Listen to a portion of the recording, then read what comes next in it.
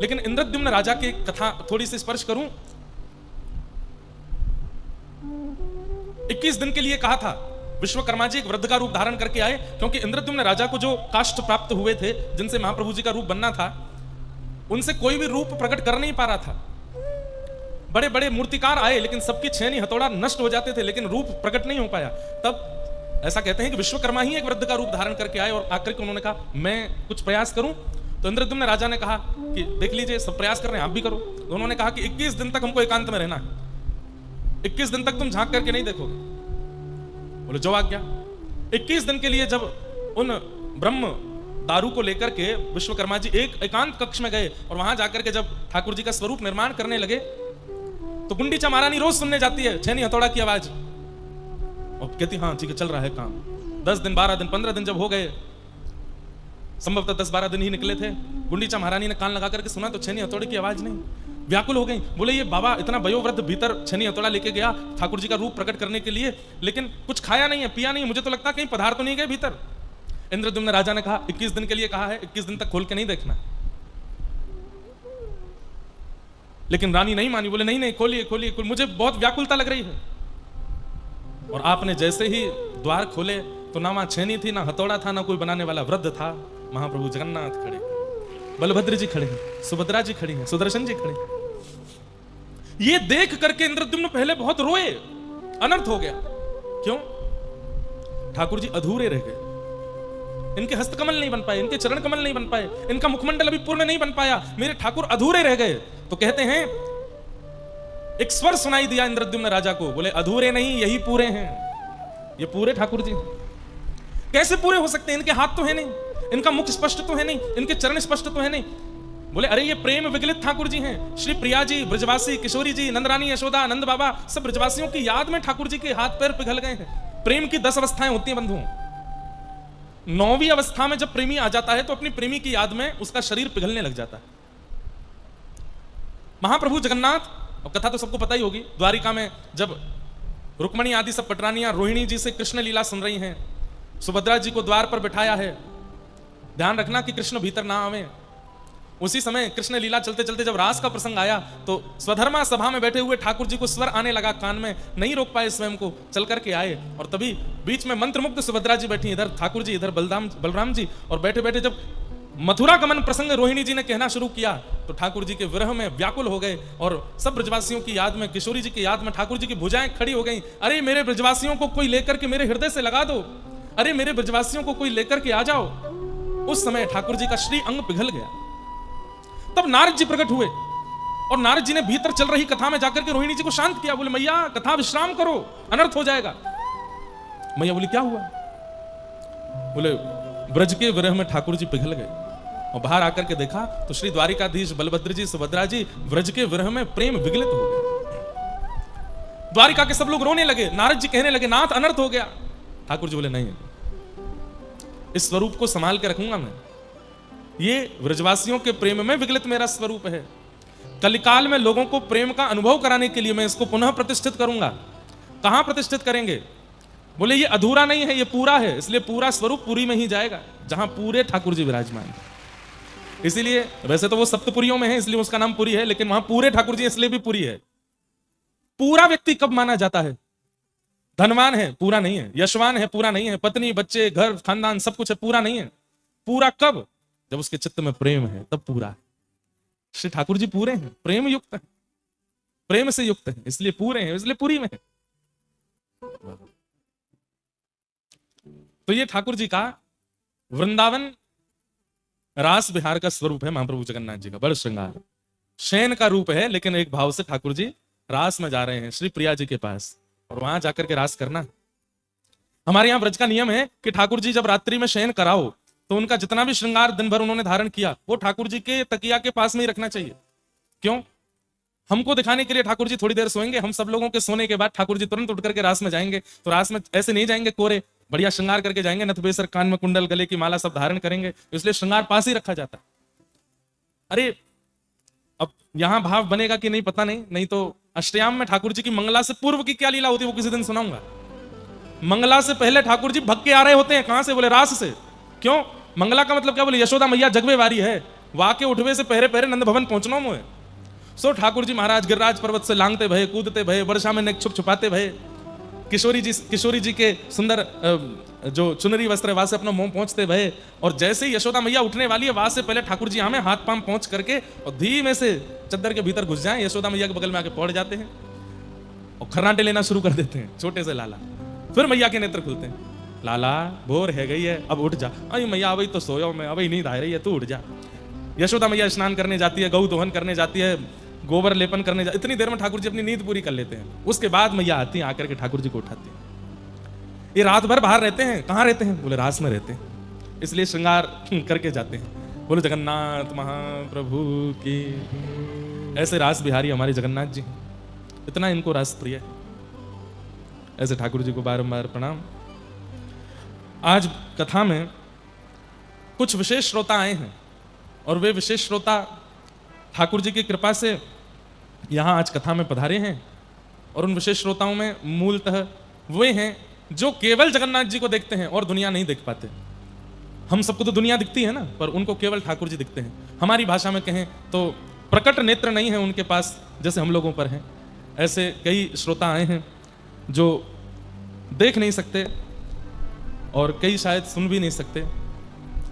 ऐसे सब श्रोता आए हैं, पर हमारी ऐसी भावना है, हमारा ऐसा मन है, हम सूरदास जी की बात याद करके कह दें, ठाकुर जी किसी को अगर नेत्र नहीं देते हैं तो उस पर एक विशेष कृपा ये करते हैं। ठाकुर जी कहते हैं कि अरे भैया या संसार को देखेगो तो संसार में रम जाएगो, तू या संसार को देखे ही मत, तू जब देखेगो तब मुंह को ही देखेगो। जीवन में जब भी तेरे नेत्र प्रकट होंगे तब मैं ही तेरे सामने हूंगा। सूरदास जी का एक पद है, सब लोग मेरे साथ में गाना, बहुत अच्छा पद है।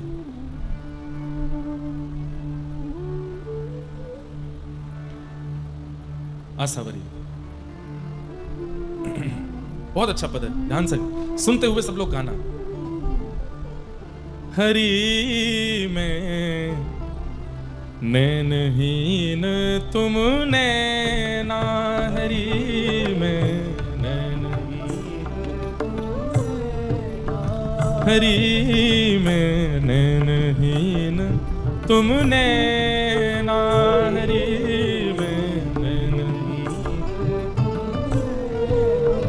मानो सूरदास जी ठाकुर जी से कह रहे हैं कि नाथ मेरे नेत्र नहीं है, ऐसा दुनिया बोलती है, लेकिन मैं क्या बोलता हूं कि मेरे नेत्र तो आप हो। आप जहां ले जाओगे वहीं मैं चलूंगा, जहां ले चलोगे वहीं मैं चलूंगा, जहां नाथ रख दोगे वहीं मैं रहूंगा। मैं आपके अधीन हूं नाथ। आपने दुनिया में सबको नेत्र देकर के अपनी बचाव की जिम्मेवारी उन लोगों को दी है, संभल के चलना, संभल के बैठना, संभल के देखना, लेकिन हमें नेत्र ना देकर के हमारी देखने की जिम्मेवारी आपने रखी है। बोले तू आंख बंद रख, मैं देखूंगा। थाम उंगरिया जौन डगरिया, थाम उंगरिया। हम बहुत कठिन भाषा में नहीं गा रहे हैं, आप सब चाहें तो हमारे पीछे दोहरा के गा सकते हैं, केवल उनको नहीं गाना है। अरे हम सबके पास भी जो नेत्र हैं उन नेत्रों को प्राप्त करके भी क्या साफल्य है। अक्षण बताम फलमिदम न परम विदाम।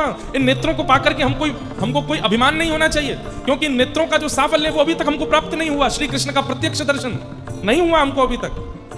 किस बात का अभिमान है नेत्र होने का? इसलिए सब गाइए, क्योंकि नेत्र होते हुए भी हम नेत्रहीन ही हैं। हरि में नैनहीन तुम नैना, हरि में, हरि में नैनहीन तुम नैना, हरि में नैनहीन। ओ थाम उंगरिया जौन डगरिया, थाम उंगरिया,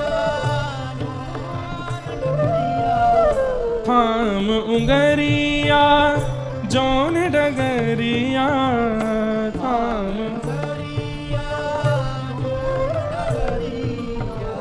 ले चालो तुम जानो,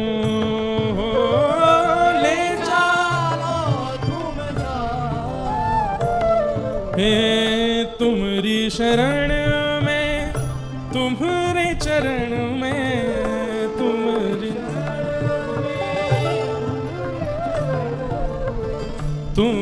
तुम्हारी शरण में, तुम्हारे चरण में, तुम्हारी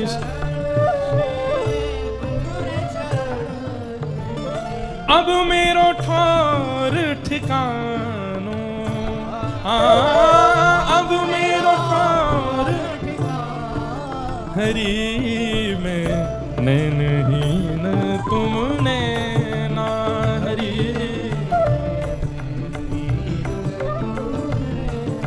हरि में नैनहीन तुमने ना हरि। भक्त वत्सल भगवान की।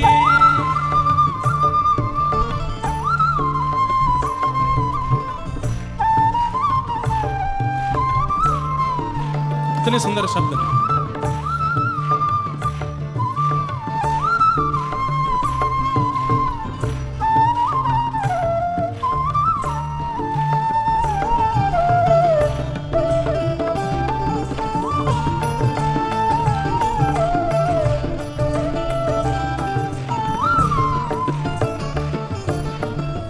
निर्बल के बल, दीनन के दर्द, निर्बल के बल, दीन के बंधु, निर्बल के बल, दीन के बंधु, निर्बल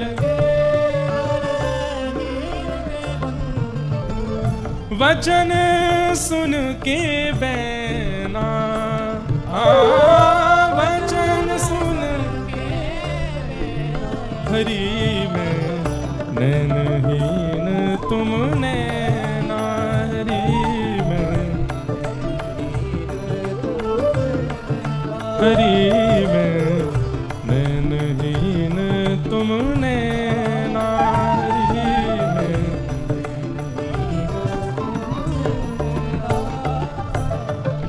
दर्शन ते सुख बिन दर्शन दुख, दर्शन ते सुख बिन दर्शन दुख, दर्शन ते सुख बिन दर्शन दुख, दर्शन प्रभु मेरो मनवा पावे,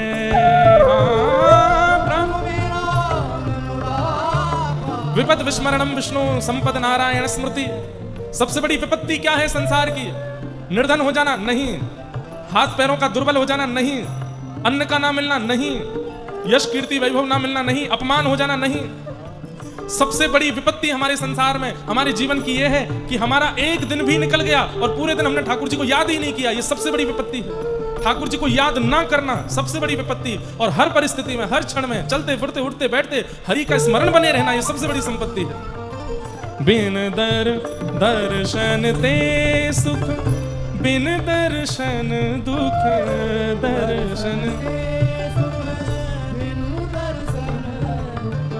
प्रभु मेरो मनवा पावे, प्रभु मेरो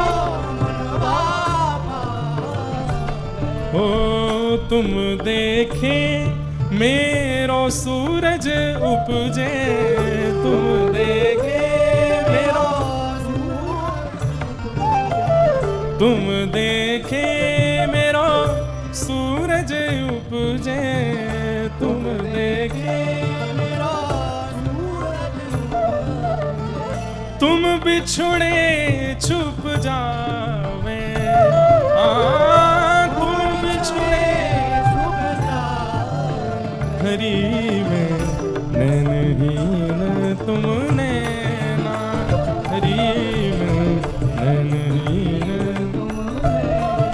हरि में नैनहीन तुमने ना, हरि में।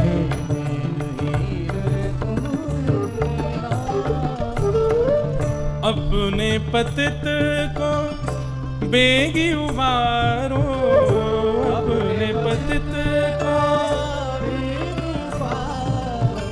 नाम रटो दिन रहना, नाम रटो दिन रहना।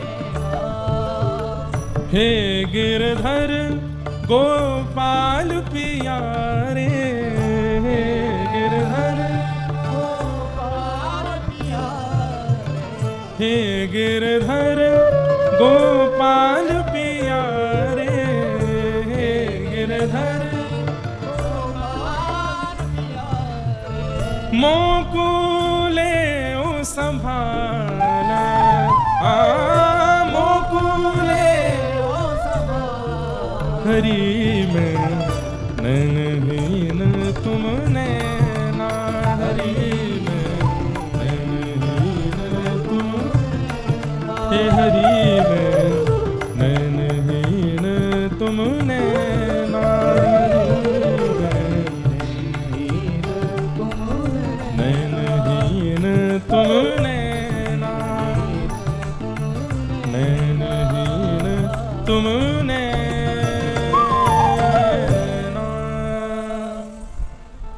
सूरदास जी महाराज नेत्र नहीं है उनके पास, पर ठाकुर जी से कहते हैं कि नाथ मैं नेत्रहीन हूं, पर मुझे पता है क्योंकि मेरे नेत्र तो आप ही हो, आप देखते हो वही मुझे चलाते हो, आप देख करके मुझे बिठाते हो, आप देख करके मुझे खिलाते हो। अरे संसार के लोग तो अपनी जिम्मेवारी अपने पास रखते हैं, स्वयं देख के चलते हैं, स्वयं देख के बैठते हैं, स्वयं देख के खाते हैं, पर हमें तो ठाकुर जी देख के चलाते हैं, ठाकुर जी देख के बैठाते हैं, ठाकुर जी देख के खिलाते हैं। हमारे नेत्र ठाकुर जी।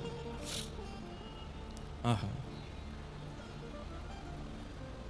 तुम देखे मेरो सूरज उपजे, तुम देखे। किसी ने कहा सूरदास जी आपके नेत्र तो है नहीं, आपको पता चलता है कि दिन उग गया, आपको पता चलता है कि दिन ढल गया। सूरदास जी कहते हैं जब मुझे कोई लेकर के मंदिर चला जाता है और मैं श्रीनाथ जी के सामने खड़ा हो जाता हूं तो मैं समझ जाता हूं कि मेरा सूर्य उदय हो गया, और जैसे ही दर्शन करके घर लौटता हूं तो वही मेरे लिए निशा है, वही मेरे लिए अंधेरा है। ठाकुर जी का सन्मुख होना मेरे लिए प्रकाश, ठाकुर जी से दूर होना। और तुम बिछुड़े छिप जावे, तुम बिछुड़े छिप जावे, हरि में नैनहीन तुम नैना, हरि में नैन। थाम उंगरिया जौन डगरिया, थाम उंगरिया। हर व्यक्ति को यह पंक्ति गानी चाहिए। हे नाथ हम अर्जुन हैं, स्वयं कैसे चलाएंगे इस रथ को, आपको अपना हाथ पकड़ा रहे हैं। थाम उंगरिया जौन डगरिया, थाम उंगरिया ले चालो हरि जानो, हाँ ले चालो हरि जानो, हरि में नैनहीन तुम नैना, हरि में। तो जो आज ऐसे विशेष श्रोता आए हैं जो ना देख सकते हैं ना किसी प्रकार की और गतिविधियों में, वे कभी निराश ना हो। महाप्रभु जगन्नाथ जी इतने बड़े बड़े नेत्र खोल के उनके लिए ही देख रहे हैं और उनसे कह रहे हैं।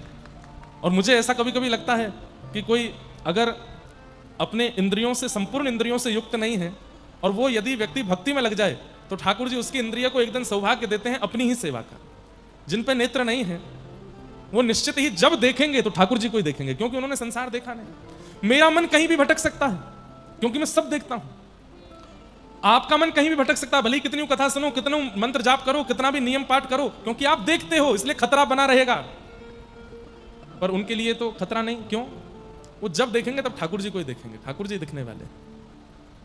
इसे पूर्ण समर्पण कहते हैं बंधु। जगन्नाथपुरी में माधवदास नाम के परम भक्त हुए भगवान के, वो इतने अधीन थे जगन्नाथ महाप्रभु के, जो कुछ भी करते थे महाप्रभु की आज्ञा से। आप कहोगे आज्ञा क्या, उनसे बोलते थे? हाँ, दुनिया को नहीं पता चलता था पर महाप्रभु जी उनसे बोलते थे। आज भी ऐसा होता है, कई प्रेमी भक्तों को ठाकुर जी का स्वर सुनाई देता है, ठाकुर जी की आज्ञा पता चलती है, ठाकुर जी का कोई ना कोई भाव समझ में आता है। अब एक घटना सुनाऊं। एक बार उड़ीसा में एक जगह है, नाम भूल गया मैं उसका, वहां मेरी कथा चल रही थी और तब इतनी संख्या में लोग तो नहीं होते थे कथा में, इससे आधे से भी आधा पंडाल था और झमाझम जोर की बारिश। और जैसी बारिश प्रारंभ हुई तो बहुत अच्छा पंडाल बना था, लेकिन फिर भी भीतर पानी आने लगा। मेरे मंच के पीछे ऐसे ही जगन्नाथ जी विराज रहे थे। उड़ीसा में कहीं भी कथा होती है तो मैं प्रयास करता हूं कि जगन्नाथ जी ही व्यास मंच के पास रहें। तो अब जो श्रोता थे कभी इधर से उठ के इधर जाएं, इधर से उठ के पीछे जाएं, जल उन पर गिरे, और मैं बढ़िया आनंद से कथा कर रहा था। थोड़ी देर में हमने देखा कि जो हमारे संगीतज्ञ उन पर भी जलाने लगा, ब्राह्मण लोग जो हैं उन पर भी जलाने लगा। थोड़ा थोड़ा आ रहा था, रिमझिम, ज्यादा नहीं, बहुत हल्का हल्का, पता भी ना चले, ऐसी ओस जैसी गिर रही थी। हमने कहा हम बढ़िया हैं, हमारे ऊपर कुछ नहीं आ रहा। तो पीछे देखा तो मैंने कहा जगन्नाथ जी भी बढ़िया हैं, हम और जगन्नाथ जी, व्यास जी और व्यास जी के ठाकुर जी दोनों बच गए। इतना बोलते ही ऊपर पन्नी भर गई थी और दोनों पे ही जल गिरने लगा। वहां पीछे जगन्नाथ जी भीगे, आगे मैं भीगूं। और वो कथा ऐसी थी, हमने छतरी लेकर के कथा की थी ऐसे छतरी पकड़ करके जगन्नाथ जी और हम कथा कर रहे थे। तो ठाकुर जी कहीं ना कहीं कोई ना कोई कैसा ना कैसा अनुभव करा ही देते हैं। तो श्री माधव दास जी, एक बार की बात, काशी में एक बहुत बड़े विद्वान थे, बहुत ध्यान से सुनना, बड़ी अच्छी लीला है। जो ठाकुर जी को समर्पित होते हैं, ठाकुर जी उनके साथ कैसी लीला करते हैं, कैसे उनकी रक्षा करते हैं, ध्यान से सुनो। तो काशी में एक बहुत बड़े विद्वान थे और वे अपनी विद्वत्ता का एक एक क्रम करते थे। क्या? दूसरे विद्वानों को जाकर के हराना और उनसे विजय पत्र लिखवाना, सामने वाले को शास्त्रार्थ में हरा देना और उससे एक पत्र लिखवाना कि मैंने इन व्यक्ति से अपनी हार स्वीकार की है और ये जीत गए हैं, मैं हार गया हूं, आइंदा ये कभी भी मेरे शहर में आएंगे, इनकी पूरी रहने खाने पीने सोने की सब सेवा मैं करूंगा और ये मेरे आचार्य हैं, मैं इनका शिष्य हूं। ऐसा करके पूरा पत्र लिखवा लेते थे और नीचे हस्ताक्षर। और जब कभी भी उस शहर में जाना होता था, वो पत्र दिखाते उस व्यक्ति को, हाँ भाई सेवा करो हमारी। सब लोग इधर देखो, ध्यान से सुनो। एक बार वो काशी में बहुत बड़ी विद्वत गोष्ठी हुई, तो उस विद्वत समाज के सामने उन्होंने अपने अनेक विजय पत्र दिखाए और कहा कि मुझे भारत का सबसे बड़ा विद्वान घोषित कर दिया जाए, क्योंकि मैंने इतने सारे विद्वानों को परास्त किया है। तब एक व्यक्ति खड़ा होकर के बोला, आपने माधव दास जी को हराया कि नहीं हराया? बोले ये कौन है? बोले वैसे तो ये उत्तर प्रदेश कन्नौज के निवासी हैं, पर कुछ वर्षों से जगन्नाथपुरी में महाप्रभु जगन्नाथ जी के पास रहते हैं, बहुत अच्छे विद्वान हैं। इन्हें अगर आप हरा दो और इनसे विजय पत्र यदि आप लिखवा लो, तो हम आपको भारत का सबसे बड़ा विजेता विद्वान घोषित कर देंगे। ध्यान से सुनिएगा। लेकिन भक्त का बंधुओं एक स्वरूप होता है कि वो विवाद से बचेगा। अगर कहीं विवाद हो रहा है और ठाकुर जी का भक्त यदि वहां पहुंच जाए ना, तो तुरंत क्षमा मांग लेगा, तुरंत कान पकड़ लेगा, तुरंत हाथ जोड़ लेगा। उसकी गलती नहीं है तो भी उसको विवाद नहीं चाहिए, सब समाधान हो जाए, संवाद कर लो, विवाद मत करो। इन्होंने जैसे ही माधवदास का नाम सुना तो बोले ठीक है, मैं जाता हूं जगन्नाथपुरी और उसको हरा करके उससे विजय पत्र लिखवा के लाऊंगा, उसके बाद आप भारत का सबसे बड़ा विद्वान मुझे घोषित करेंगे? बोले हाँ बिल्कुल करेंगे। वो ब्राह्मण काशी से निकले। माधवदास जी तो बेचारे ठाकुर जगन्नाथ जी को पूर्ण समर्पित थे। विद्वान जगन्नाथपुरी पहुंचा और उसने जगन्नाथपुरी आकर के ढूंढा, कहां है माधवदास? लोगों ने बता दिया और ये माधवदास जी की कुटिया में पहुंचे और कुटिया के भीतर जाकर के माधवदास जी को बताया, मैं काशी से आया हूं, बहुत बड़ा विद्वान हूं, ये देखो मैंने इतने सारे लोगों को हराया है, मैंने सुना है तुम बहुत बड़े विद्वान हो, आओ शास्त्रार्थ करो मेरे साथ। माधवदास जी हाथ जोड़ के बोले, भगवान शास्त्रार्थ करके आप मुझे हराना चाहते हैं, स्वयं जीतना चाहते हैं? बोले हाँ। तो मैं अपनी हार पहले ही स्वीकार कर लेता हूं, आपके चरण पकड़ता हूं। आप जीते मैं हारा, आपकी विजय हुई। सब लोग इधर देखो, यहां देखो, आपकी विजय हुई, मैं हार गया। माधवदास जी ने तुरंत कहा, मुझे बताइए क्या करना है, ये शास्त्रार्थ आदि रहने दीजिए, प्रेम से विराजिए, महाप्रसाद पाइए, ठाकुर जी का दर्शन कीजिए, मुझे हराने से अगर आपको कुछ मिले तो मैं अपनी हार स्वीकार करता हूं। ब्राह्मण बोले नहीं नहीं शास्त्रार्थ करो। भगवान अब शास्त्रार्थ में समय व्यर्थ होगा, इतनी देर हम जगन्नाथ जी का दर्शन कर लेंगे ना, मैं हार स्वीकार करता हूं अपनी। बोले अच्छा तो ये विजय पत्र लिखो। बोले हाँ मैं लिख देता हूं, क्या लिखना है? बोले तुम लिखो, ये अमुक नाम के ब्राह्मण काशी से आए थे, जगन्नाथपुरी में आकर के इन्होंने शास्त्रार्थ में मुझको हरा दिया है। और माधवदास जी लिख रहे हैं, आज के बाद ये जब भी जगन्नाथपुरी आएंगे, इनकी पूरी रहने खाने पीने की सेवा मैं करूंगा और ये मेरे आज से गुरु हैं, मैं इनका शिष्य हूं।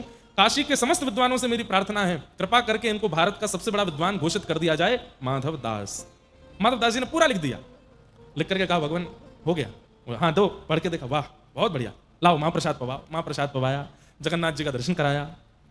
माधवदास जी ने प्रणाम किया, भगवान बड़ी कृपा, आते रहिएगा आप। बोले जी। अब ये विद्वान काशी के लौट करके काशी गए, विद्वानों की सब गोष्ठी बुलाई, बड़े बड़े विद्वान बुलाए। बोले किसने कहा था मुझे कि माधवदास को जाके हराना है? एक ने कहा मैंने कहा था। बोले लो विजय पत्र, हरा दिया माधवदास को। सारे विद्वान खड़े हो गए, पत्र खोला और जैसे ही पत्र पढ़ा उसमें क्या लिखा था, ये अमुक नाम के ब्राह्मण जो काशी से जगन्नाथपुरी आए थे, मुझ माधवदास से शास्त्रार्थ में बुरी तरह हारे हैं, मेरे एक शब्द का भी उत्तर ये दे नहीं पाए हैं, इनकी अत्यंत बुरी पराजय हुई है। आज मैं माधवदास से घोषित करता हूं कि आज के बाद ये मेरे शिष्य हैं, मैं इनका गुरु हूं, और काशी के समस्त विद्वानों से प्रार्थना करता हूं इनको भारत का विद्वान घोषित मत करना। माधवदास। सब हंसने लगे। ब्राह्मण बोला नहीं नहीं नहीं, दिखाओ मुझे। खोल करके देखा तो वही लिखा था। ये कैसे हो सकता है? अरे भाई, उन्होंने मेरे सामने लिखा था, स्वयं लिखा था, वो हारे थे मुझसे। बोले अब तुम बात मत बनाओ, स्पष्ट लिखा है, तुमने अपने हाथ से पत्र हमको दिया है, उसी में लिखा है कि तुम हारे हो। तो बोले नहीं नहीं नहीं, मैं दोबारा जाऊंगा, कुछ गड़बड़ है, कोई टोना टोटका हुआ है। पत्र की लेखनी बदल कैसे गई? किसने बदली? ये बदलते हैं। अपने समर्पितों का कुछ भी कर सकते हैं ये, इसलिए पंगा नहीं लेना। किसी वैष्णव भक्त से पंगा मत लेना, क्योंकि ये जगन्नाथ हैं। नाथ का मतलब क्या होता है? रक्षक।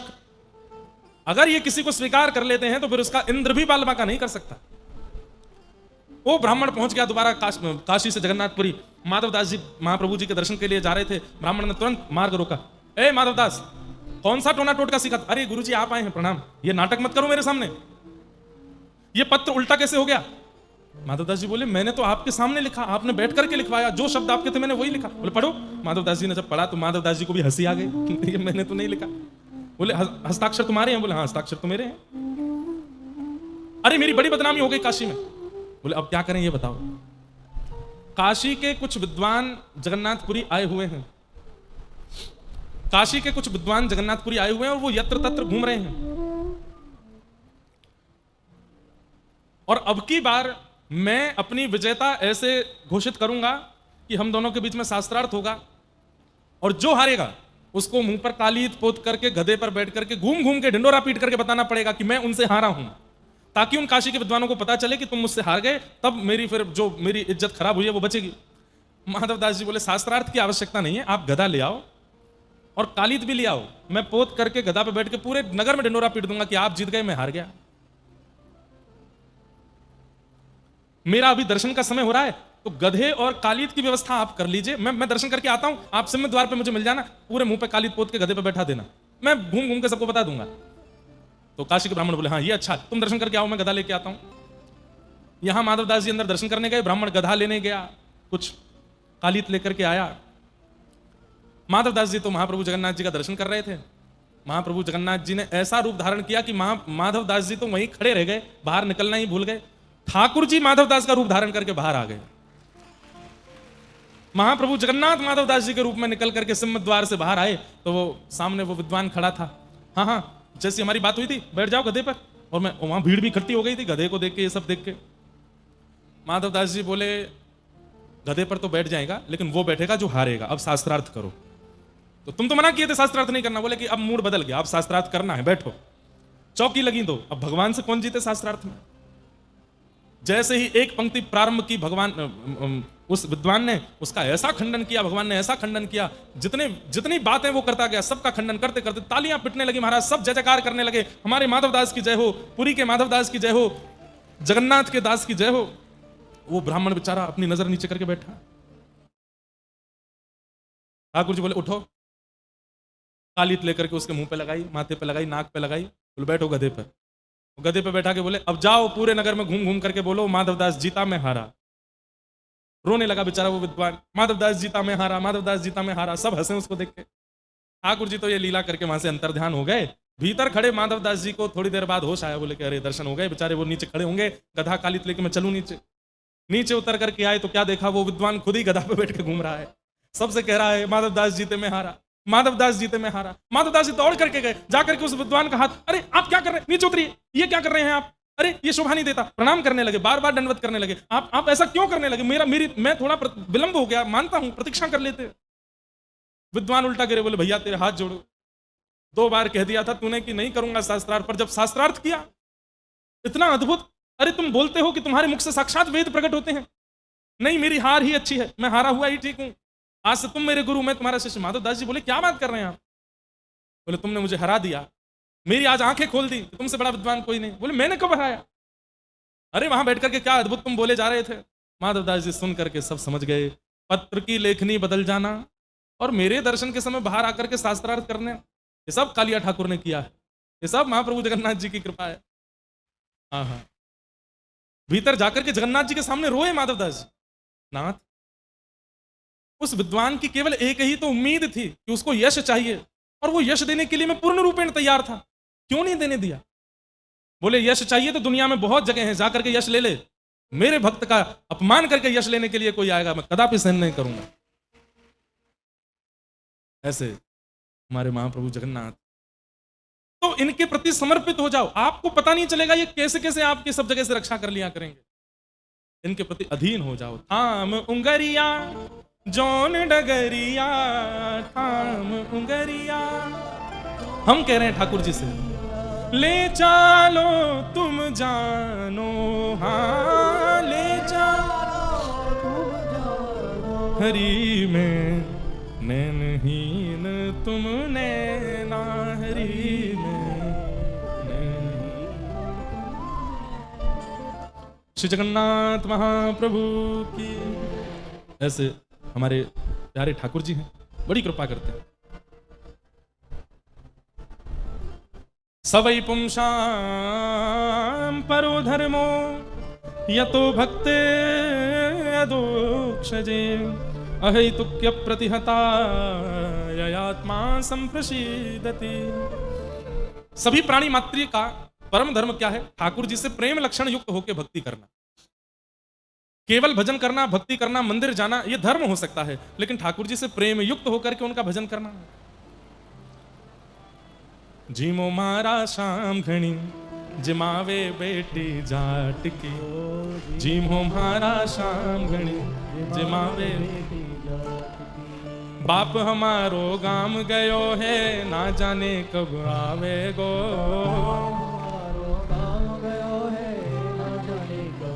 कर्माबाई कह रही हैं जगन्नाथ जी से, वाके भरोसे बैठो रहो तो भूको ही रह जावेगो।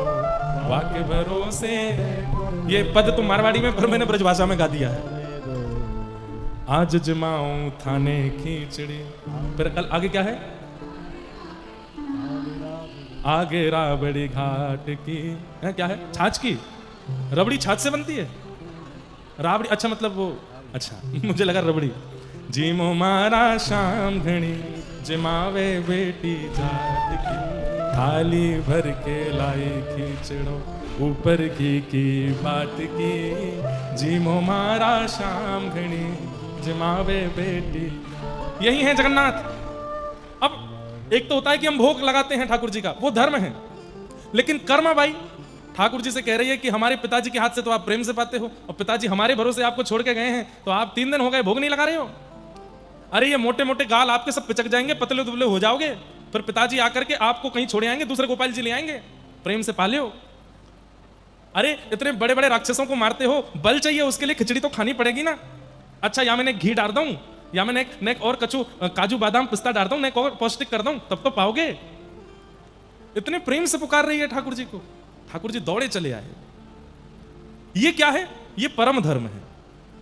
आप केवल अपने नियम का ध्यान रखते हैं, इतने बजे उठा देना है, ये पोशाक पहना देनी है, इतनी आरती कर देनी है, थाली धर देनी है, बढ़िया पर्दा कर देना है, स्तुतियों का पाठ करना है, पर्दा खोल के भोग उठाना है, ऑफिस जाना है, दफ्तर जाना है, और रात में आके ठाकुर जी को सुला देना। ये धर्म तो है, ये भक्ति तो है, लेकिन प्रेम शून्य के कारण परम धर्म नहीं है।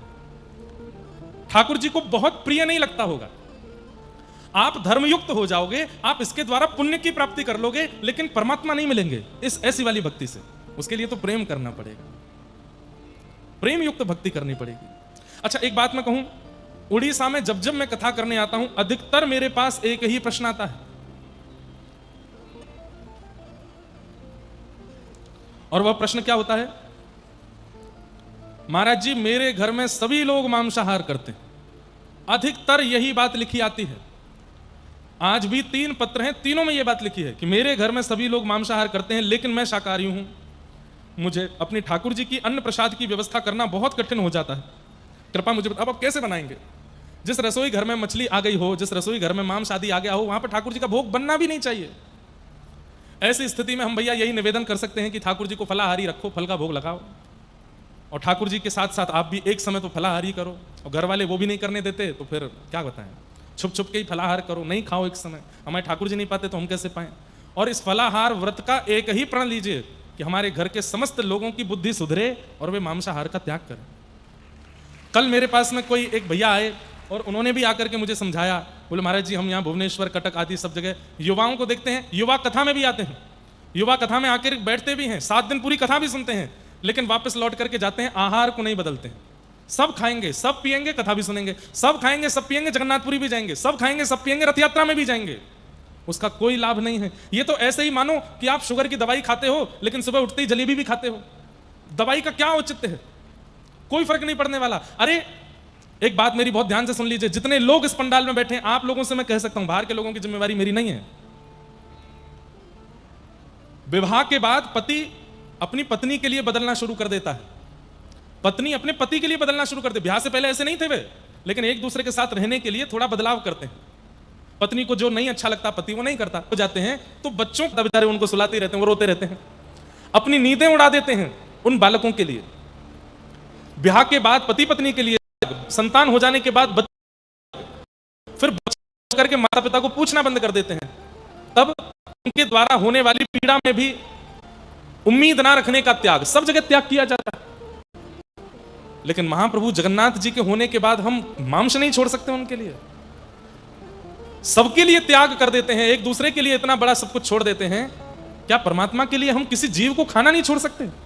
इतनी बड़ी बात है। अरे मर जाएंगे क्या कि अगर हम जीव नहीं खाएंगे तो? अरे ये दुनिया में सामग्री कम है क्या खाने की? हम बस इतना निवेदन करेंगे, आहार की शुद्धि कर लीजिए, महाप्रभु जी इसी से ही प्राप्त हो जाएंगे। जैसा खाओ अन्न वैसा होवे मन, जैसा होवे मन वैसे होवे विचार, जैसे होवे विचार वैसी होवे क्रिया, जैसी होवे क्रिया वैसी होवे गति। सब आहार पर निर्भर है। कई बार हमें लगता है कि आहार गलत खाने वाले व्यक्ति का व्यवहार तो अच्छा ही है, नहीं, एकांत में उसके मन में क्या विचार विकार चल रहे हैं हम नहीं जानते। इसलिए आहार को शुद्ध करना पहले प्रारंभ कीजिए।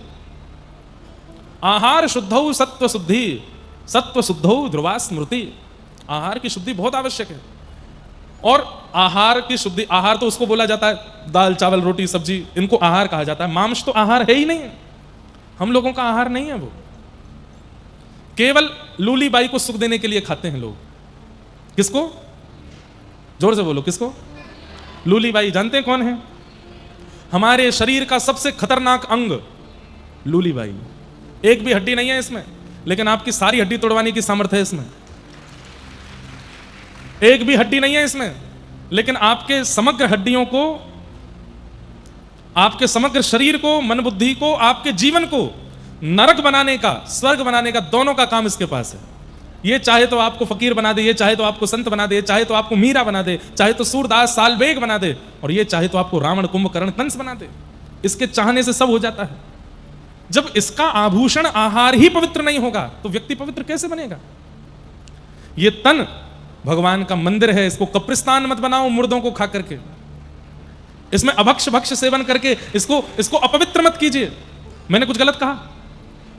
मांस खाने वाले लोग मुर्दा ही तो खा रहे हैं, मरे हुए कोई तो खाते हैं, और मुर्दे जहां दफनाए जाएं उसको कब्रिस्तान ही कहा जाता है। देह देवालय है। कहते हैं भगवान स्वयं कृष्ण कहते हैं, ईश्वरः सर्वभूतानां हृदय से हृदय तिष्ठति। हे अर्जुन, मैं सबके हृदय में निवास करता हूं। जब पता है कि हृदय में ठाकुर जी निवास करते हैं, मंदिर में कभी मांस नहीं लेके जाता कोई, मंदिर में कभी कोई अशुद्ध वस्तुओं का प्रवेश नहीं कराता, तो फिर हम इस देह में क्यों कराते हैं? इसलिए मेरी उड़ीसा के वैष्णवों से, यहां पंडाल में बैठे सब युवाओं से, और जो कोई भी मेरी बात सुनकर के थोड़ा भी महाप्रभु जगन्नाथ जी की कृपा का अनुभव करना चाहते हैं, आप मांस आहार त्याग दीजिए, उसका तुरंत त्याग कर दीजिए। मांस का त्याग कर दीजिए, मदिरा का त्याग कर दीजिए। अरे जो भी तामसिक वस्तु है उसका त्याग कर दीजिए। ठाकुर जी के लिए इतना नहीं कर सकते? आप ठाकुर जी के लिए इतना करके देखो, फिर देखना ठाकुर जी आपके लिए क्या करेंगे। थोड़ा त्याग तो करके देखो उनके लिए। तो आज यही सारी प्रश्न मेरे पास आए। तो जिन लोगों के घर में मांस बनता है उन लोगों से प्रार्थना, ठाकुर जी फलाहारी रखिए, ठाकुर जी को केवल फल का भोग लगाओ, और एक समय आप भी फल ही खाओ, भोग मत।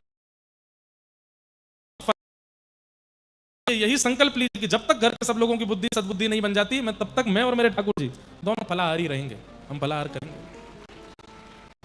ठाकुर को दूध को लगाओ और मन में भावना कर लो कि नाथ मेरे घर में व्यवस्था है, मैं इससे ज्यादा व्यवस्था कर नहीं पाऊंगा, मेरी रसोई तो है लेकिन आपके लायक नहीं, कृपा करके अब आप महाप्रभु जगन्नाथ जी के मंदिर में नाथ में भोग नहीं लगा पाऊंगा, पर प्रयास करूंगा रसोई आपके नहीं। इसलिए थोड़ा सा इसका ध्यान रखिए, आहार शुद्ध करो। धर्मस्वनिष्ठितः पुंसां विश्वक्सेन कथासु यः नोत्पादये दतिं श्रमेव हि केवलम्। तो सबसे पहले हमने समझा कि और परम धर्म क्या है। धर्म मतलब ठाकुर जी की सेवा पूजा आदि सब करना, और सेवा पूजा में प्रेम का मिश्रण कर देना, ये परम धर्म है। परम धर्म परमात्मा की प्राप्ति करता है, उस परम धर्म का आप लोग अनुसंधान करो। भगवान की कथा सुनने में स्वनिष्ठः पुंसां विश्वक्सेन कथासु यः नोत्पादये दतिरतिम्। ठाकुर की कथा सुनने में रत्ती लगाओ। ये कथा ही है जो हमारे मन को, चित्त को, बुद्धि को पवित्र कर सकती है, भगवत प्राप्ति में योग्य बना सकती है। जो जीवन की थाक को मिटावे उसी को कथा कहते हैं। जो जीवन की कई परिस्थितियों को, अब आप लोग तो सब समूह में बैठे हैं, हमसे पूछिए कितने बालक मिलते हैं, कितने लोग मिलते हैं अपना जीवन पूरा परिवर्तित कर चुके हैं, ना जाने कौन सी बात, कौन सी वाणी, कौन विषय उनको छू जाता है, सब छोड़ करके भगवत अनुरागी हो जाते हैं। कथा में बड़ी सामर्थ्य है, इसलिए मन लगा करके नित्य कथा सुना कीजिए। इस प्रकार सूत जी महाराज अनेक ज्ञान उपदेश करते हुए भगवान के 24 अवतारों का वर्णन करते हैं। भागवत जी की रचना क्यों हुई इस कथा को सुनाते हैं। वेदव्यास जी महाराज ने मानव कल्याण के लिए 18 उपपुराण, 18 महापुराणों की रचना की। यजुर्वेद, ऋग्वेद, सामवेद, अथर्ववेद, चतुर्वेदों की रचना की, महाभारत की रचना की। लेकिन सब कुछ रचना करने के बाद भी चित्त को शांति नहीं थी। अपनी रचना में कहीं ना कहीं वे अपूर्णता का अनुभव कर रहे थे। सब लोग ध्यान से सुनो, इधर देखो। व्यक्ति को पता चल जाता है कि मैंने जो क्रिया की है वो उचित है कि नहीं। हर व्यक्ति को पता चल जाता है, लेकिन वो फिर भी सबसे पूछता है, ठीक तो रहा ना, ठीक तो किया ना। सामने वाले कहते हैं हाँ हाँ बहुत अच्छा था। अच्छा सुनने के बाद भी अच्छा नहीं लगता। अच्छा क्यों? हर व्यक्ति को पता होता है कि मैंने जो क्रिया की, मैंने जो बात बोली, मैंने जो काम किया, मैंने जो कुछ भी मेरे द्वारा हुआ वो उचित था कि नहीं। हर व्यक्ति को पता चल जाता है। पाप करने वाले व्यक्ति को अंदर से आवाज आने लगती है, गलत किया। घर में कभी तेज आवाज में किसी से बात कर लेते हैं, माता पिता को उत्तर दे दिया बच्चों ने, तब तो गुस्से में दीवार विवार पटक करके चले जाते हैं, लेकिन बाद में उनको रिग्रेट होता है। उसी समय से मन से आवाज आने लगती है, गलत किया, वो हमारी माँ है, हमने ऐसे क्यों बोला, उनसे नहीं बोलना चाहिए था। सबको बोध होता है, लेकिन एक इतना भयंकर राक्षस हमारे अंदर है, ईगो, वो तुरंत आगे आ जाता है। कुछ गलत नहीं किया, भले ही गलत किया हो, फिर भी तू क्षमा नहीं मांगेगा। वो और बिगड़ने देता है, और बिगड़ने देता है, उस चीज को और बिगड़ने देता है। भगवत आधीन व्यक्ति में ये ईगो नाम का राक्षस नहीं होता। अगर उससे कोई गलती हो भी जाती है तो वो तुरंत क्षमा के लिए भागता है कि मुझे क्षमा करो। एक बात कहूं बंधुओं, बहुत ध्यान से सुनना। अपराध करने के बाद में सबको पता चल जाता है कि मैंने गलत किया, लेकिन उस गलती का इतना रिग्रेट हुआ कि अब मन में सोच रहे हैं कि इसका समाधान क्या करूं, इसको मैं ठीक कैसे करूं। यदि ऐसी प्रवृत्ति आपकी बन रही है तो यह समझ जाना कि ठाकुर जी की दृष्टि आप पर है, इसलिए आप सुधरना चाहते हैं। लेकिन कई लोग ऐसे होते हैं, अपराध करने के बाद, पाप करने के बाद, गलत करने के बाद भी स्वीकार नहीं करते, उसको खींचते रहते हैं, उसको लंबा होने देते हैं, उसको चलने देते हैं सालों साल तक। यही मानना चाहिए कि ठाकुर जी की दृष्टि नहीं है उसके ऊपर, इसलिए परिवर्तन करना चाहता नहीं। भगवत दृष्टि अधिकारी जो हो जाता है उसके अंदर तुरंत इच्छा प्रकट होने लगती है कि इसका समाधान हो, इसका विश्राम हो, इसका कोई नियोजन निकले, ये इतना लंबा खिंचे ना। इसलिए ये ईगो जो है, इसको एक भाषा में स्वाभिमान भी कहते हैं। ये एक अभिमान का विशेष रूप है, स्वाभिमान। स्वाभिमान होना चाहिए, लेकिन उसमें भी विवेक होना चाहिए कि स्वाभिमान किस रूप में रखें। जैसे एक बहुत सुंदर स्वाभिमान है कि मैं किसी के आगे हाथ नहीं फैलाऊंगा, मैं किसी के आगे भिक्षा नहीं मांगूंगा। इसका मतलब अकड़ नहीं है, ये एक स्वाभिमान है। ऐसा हो सकता है, अच्छा भी है। कई विषय में स्वाभिमान अच्छा है, पर कई विषय में अच्छा नहीं है। पति पत्नी के विषय में भी स्वाभिमान अच्छा नहीं, वहां पर भी स्वाभिमान ही है जिसके कारण उन दोनों का कलेश समाप्त नहीं होता। दोनों में से एक स्वाभिमान का भी त्याग कर देता है ना, तो संबंध बहुत लंबा समय तक चलता रहता है। और जब दोनों में स्वाभिमान आ जाता है तो उस संबंध का अंत निश्चित होता है। इसलिए स्वाभिमान का त्याग करो। कभी किसी को गलत बोल देते हैं, कुछ गलत कर देते हैं, उसके बाद में यदि पता चलता है कि मैंने गलत किया तो कोई कुछ बिगड़ेगा नहीं आपका। जाइए उसके पास बैठ के थोड़ी बात कर लीजिए, थोड़ा कह दीजिए अच्छा ठीक है सॉरी हो गया हमसे, अब इसको खींचो नहीं, चलो अच्छी अच्छी बातें करो, अच्छे अच्छे काम करो, थोड़ी देर खेलो, उसको समाप्त करो, लंबे समय तक मत रखो। क्योंकि हर व्यक्ति को पता होता है कि मैंने क्या गलत किया, क्या ठीक किया। श्री वेदव्यास जी महाराज ने 17 महापुराण लिखे हैं, 18वां अभी लिखा नहीं है, लेकिन इतना सब कुछ लिखने के बाद भी 18 उपपुराण, 17 महापुराण, 4 वेद, महाभारत, सब कुछ रचना करने के बाद भी मन में संतुष्टि नहीं आ रही है। कई ऋषि, कई संत, कई लोग आकर के महिमा मंडन करते हैं कि वाह व्यास जी आपने कितना सुंदर लिखा, कितना सुंदर लिखा, लेकिन इतना सुंदर सुनने के बाद भी व्यास जी को लगता है सब प्रशंसा कर रहे हैं लेकिन मेरे मन को संतोष नहीं है। तभी व्यास जी के पास नारद जी का आगमन होता है और नारद जी महाराज आकर के व्यास जी से कहते क्या बात है, इतने दुखी क्यों बैठे हैं? बोले देखो ना मैंने कितने ग्रंथ पोथियां लिख दी लेकिन मन अशांत है, मन में संतुष्टि नहीं है। हर उस व्यक्ति को यह बात सुननी चाहिए जिसका मन अपनी क्रिया से असंतुष्ट रहता है। अच्छा, कई जगह पर संतोष करना भी नहीं चाहिए और कई जगह ऐसी है वहां पूर्ण संतोष रखना चाहिए। कौन कौन सी जगह है जहां पर संतोष करना चाहिए? सबसे पहला, भोजन में संतोष करो, जैसा बना है ठीक है। भोजन के लिए नहीं खाना है, जीने के लिए भोजन करना है। कई लोग भोजन के लिए जीते हैं और कई लोग जीने के लिए भोजन करते हैं। कौन सा अच्छा है, जीने के लिए खाना कि खाने के लिए जीना? जीने के लिए पाओ, उसमें संतोष करो, जो मिल जाए उसको पाओ। पीली दाल मिल गई पालो, बैगन की सब्जी है पालो, आलू की सब्जी है पालो, टिंडे बने हैं पा लीजिए। एक विचित्र टिंडा होता है, हमारे यहाँ बोलते चप्पल टिंडा होता है ना, होता है ना, होता है कि नहीं? चप्पल टिंडा होता है ना, इनको ज्यादा पता है, खाते रहते हैं। लौकी घिया मिल जाए खाओ, जो प्राप्त हो जाए उसमें संतोष करो।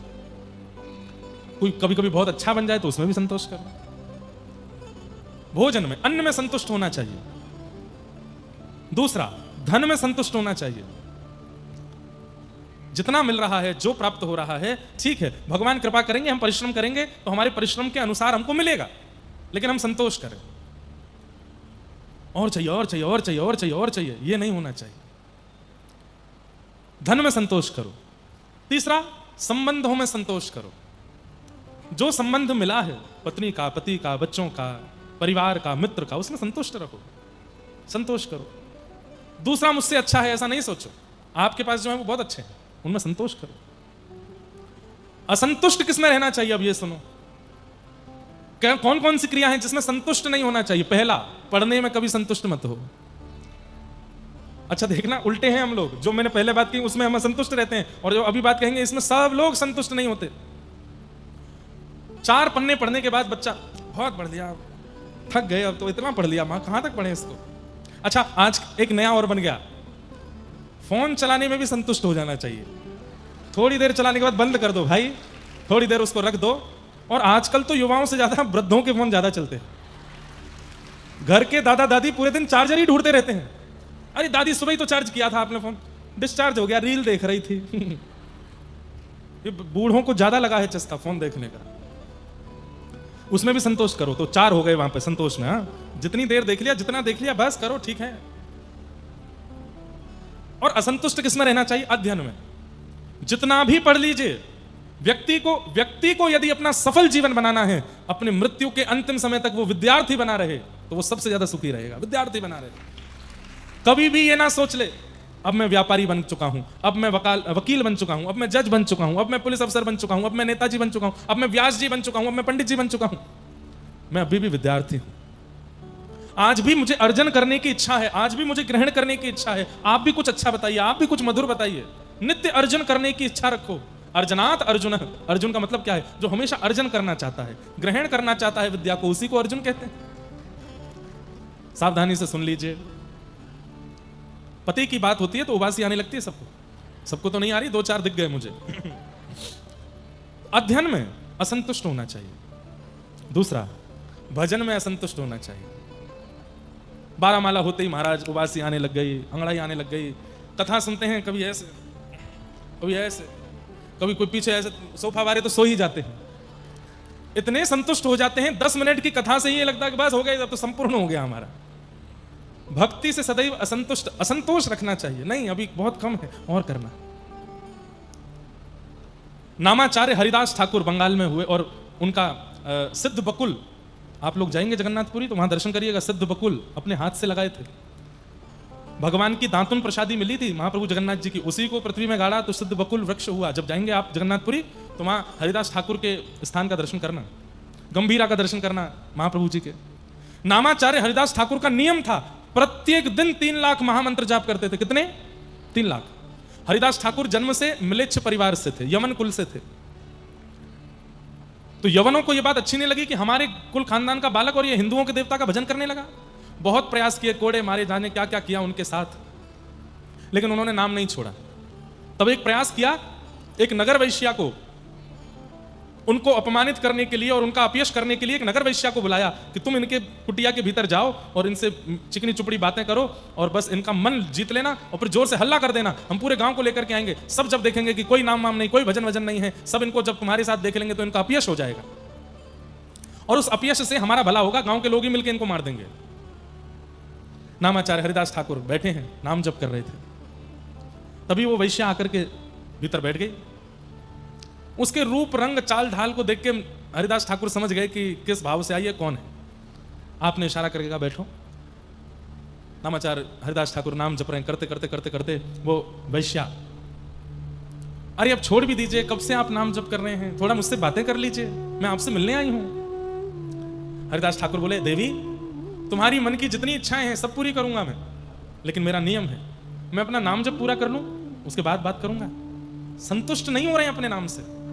अच्छा हाँ ठीक है, आप अपना नाम कर लो, मैं बैठी हूं प्रतीक्षा करती हूं। प्रतीक्षा करते करते करते करते करते आधी रात निकल गई। वैश्या उठ करके कहे, अभी और कितना है, अभी चल रहा है, चलो। सुबह पक्षी चहकने लगे, भोर हो गई, सूर्योदय हो गया और बाहर सब लोग खड़े थे, वो हल्ला करेगी तो हम भीतर जाएंगे। वैश्या बोली, और कितनी समय लगेगा आपको?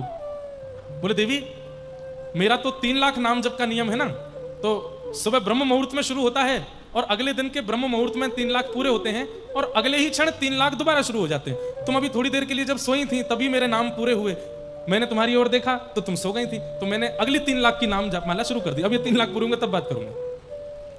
वैश्या सोचने लगी, अजीब आदमी है, मेरा रूप मेरा सौंदर्य कोई देख ले वो स्थिर नहीं बैठ सकता और मैं इसके सामने बैठी हूं और ये अभी भी क्या लकड़ी घिस रहा है या नाम जप कर रहा है, ऐसा क्या है इस नाम में?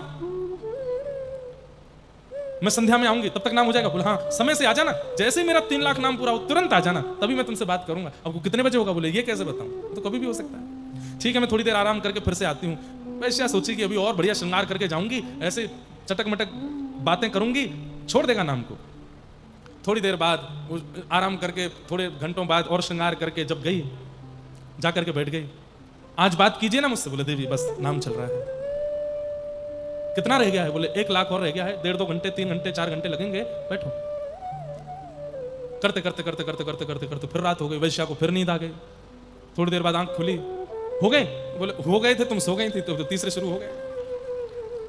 वो वैश्या बोली, ऐसा क्या है इस नाम में, ऐसा क्या है इस नाम में जिसको आप छोड़ते नहीं है?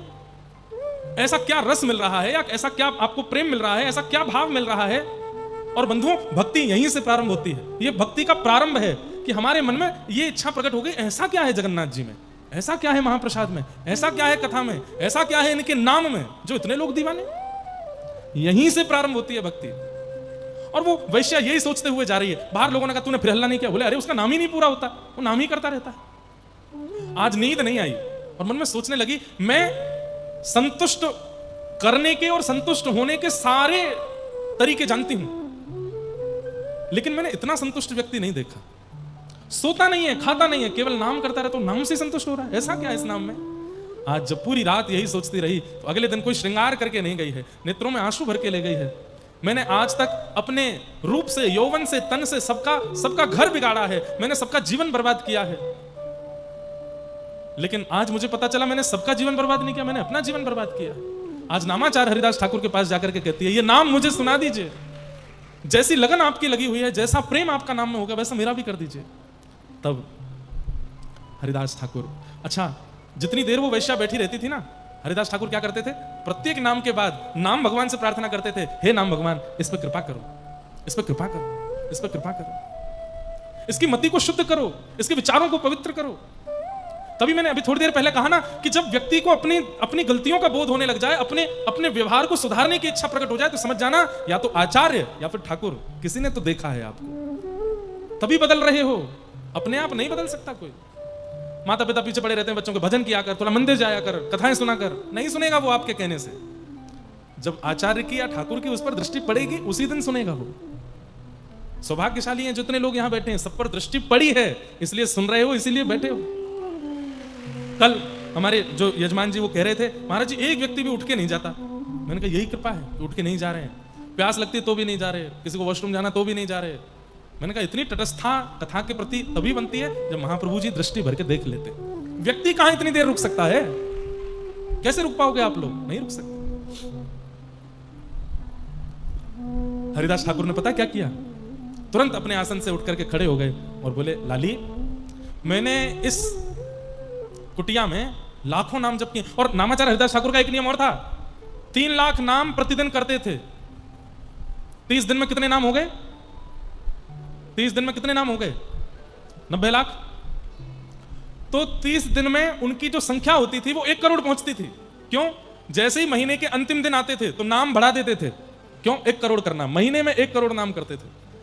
आज हरिदास ठाकुर बोले, लाली इस कुटिया में मैंने करोड़ों नाम किए हैं, अब मैं कहीं और जा रहा हूं, इस कुटिया में तुम रहो और यहीं रह करके भजन करो। और श्री हरिदास ठाकुर वहां से चले गए और वो वैश्या वहां रहने लगी। अरे इसे कहते हैं चमत्कार। चमत्कार वो नहीं कि आपने कभी कोई कबूतर प्रकट कर दिया, खूब सारे कुछ कर दिए, वो सारे चमत्कार नहीं होते हैं, वो जादू हो सकते हैं। चमत्कार इसको कहते हैं कि जिस वैश्या को देख करके पहले लोगों के चित्त में मलिनताएं आती थी, लोगों के मन में दुर्भाव प्रकट होते थे, लोगों के मन में इच्छा पूर्ति की भावना प्रकट होती थी, आज नामाचार्य हरिदास ठाकुर की कृपा ऐसी हुई, नाम भगवान की ऐसी कृपा हुई कि अब वह वैश्या जब अपनी कुटिया से बाहर निकलती है तुलसी को जल देने के लिए, जो राह से निकलता है उसको देख लेता है, उसी के चित्त में हरि प्रकट हो जाते हैं, भजन करने की इच्छा प्रकट होने लगती है। ऐसी कृपा,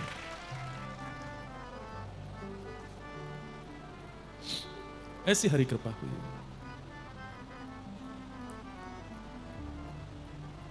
जो सुख पायो राम भजन में, जो सुख, कबीरदास जी का पद है, जो सुख पायो राम भजन में, जो सुख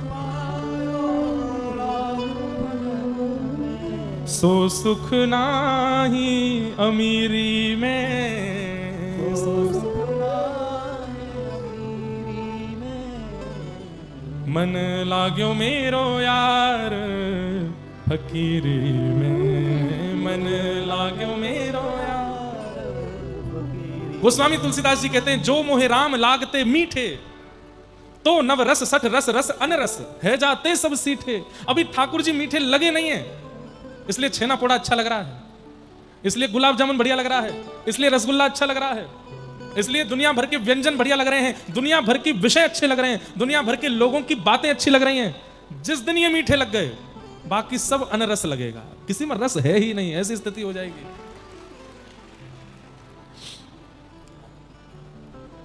कहो तो कुसुमल साड़ी रंगावा, कहो तो कुसुमल साड़ी रंगावा। हमारे ना व्यासपीठ पे बैठने के बाद ऐसा लगता है महाप्रभु जगन्नाथ जी गोद में उठा लेते हैं, कभी इधर उछालते हैं, कभी कबीरदास जी पे उछालते हैं, कभी मीराबाई पे ले जाते हैं, नचाते रहते हैं, हम कठपुतली बन जाते हैं, बस नृत्य करते रहते हैं इन्हीं भावों में। मीराबाई कह रहे हैं, मुझे वस्त्र से फर्क नहीं पड़ता, मुझे श्रृंगार से फर्क नहीं पड़ता, मुझे वो चाहिए क्या, जिन भेषा मेरो सावरो रीझ है, जिन भेषा ओ जिन भेषा मेरो सावरो रीझ है,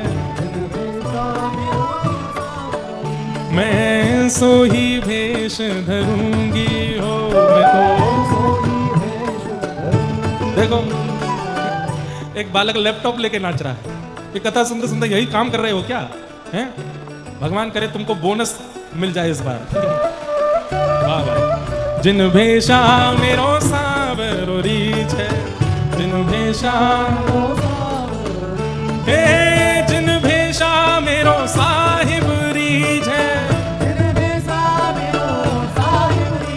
मैं सोही भेष धरूंगी हो, मैं तो सोही भेष धरूंगी।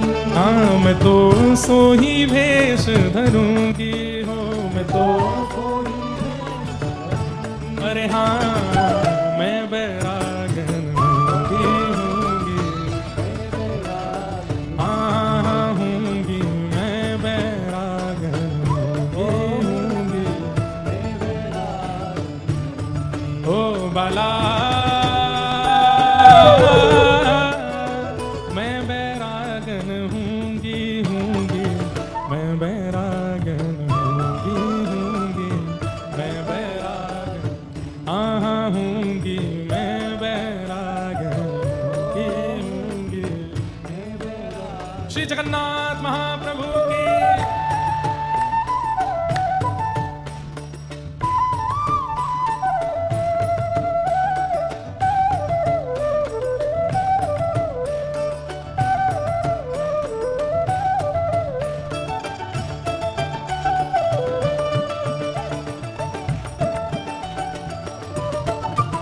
ओ प्राण हमारा वहाँ बसत है, प्राण हमारा ओ प्राण हमारा वहाँ बसत है, प्राण ओ यहाँ तो खाली को,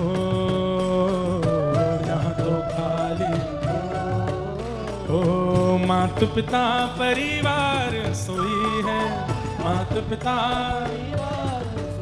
हाँ माता पिता परिवार सोई है, माता पिता परिवार ओ कहिए तिनका तो भला, कहिए तिनका हाँ भला, कहिए तिनका तो भला। अरे हाँ मैं बैरागन होंगी,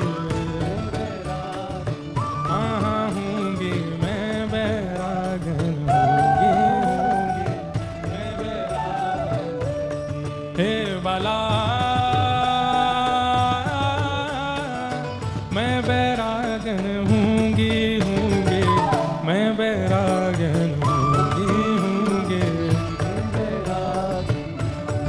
ओ यातन की मैं करूं की गिरी, यातन की मैं ओ रसना नाम कहूंगी, रसना ओ मीरा के प्रभु गिरधर नागर, हे मीरा के प्रभु गिरधर नागर, हे प्रभु गिरधर नागर, प्रभु गिरधर नागर, हे प्रभु गिरधर नागर, प्रभु गिरधर नागर, हे प्रभु गिरधर नागर, ओ प्रभु गिरधर नागर, मीरा के प्रभु गिरधर नागर, मीरा के प्रभु मैं साधा संग रहूंगी हो, मैं तो साधा हो, मैं तो साधु संग करूंगी हो, मैं तो साधु संग करूंगी। अरे हाँ मैं बैरागन होंगी,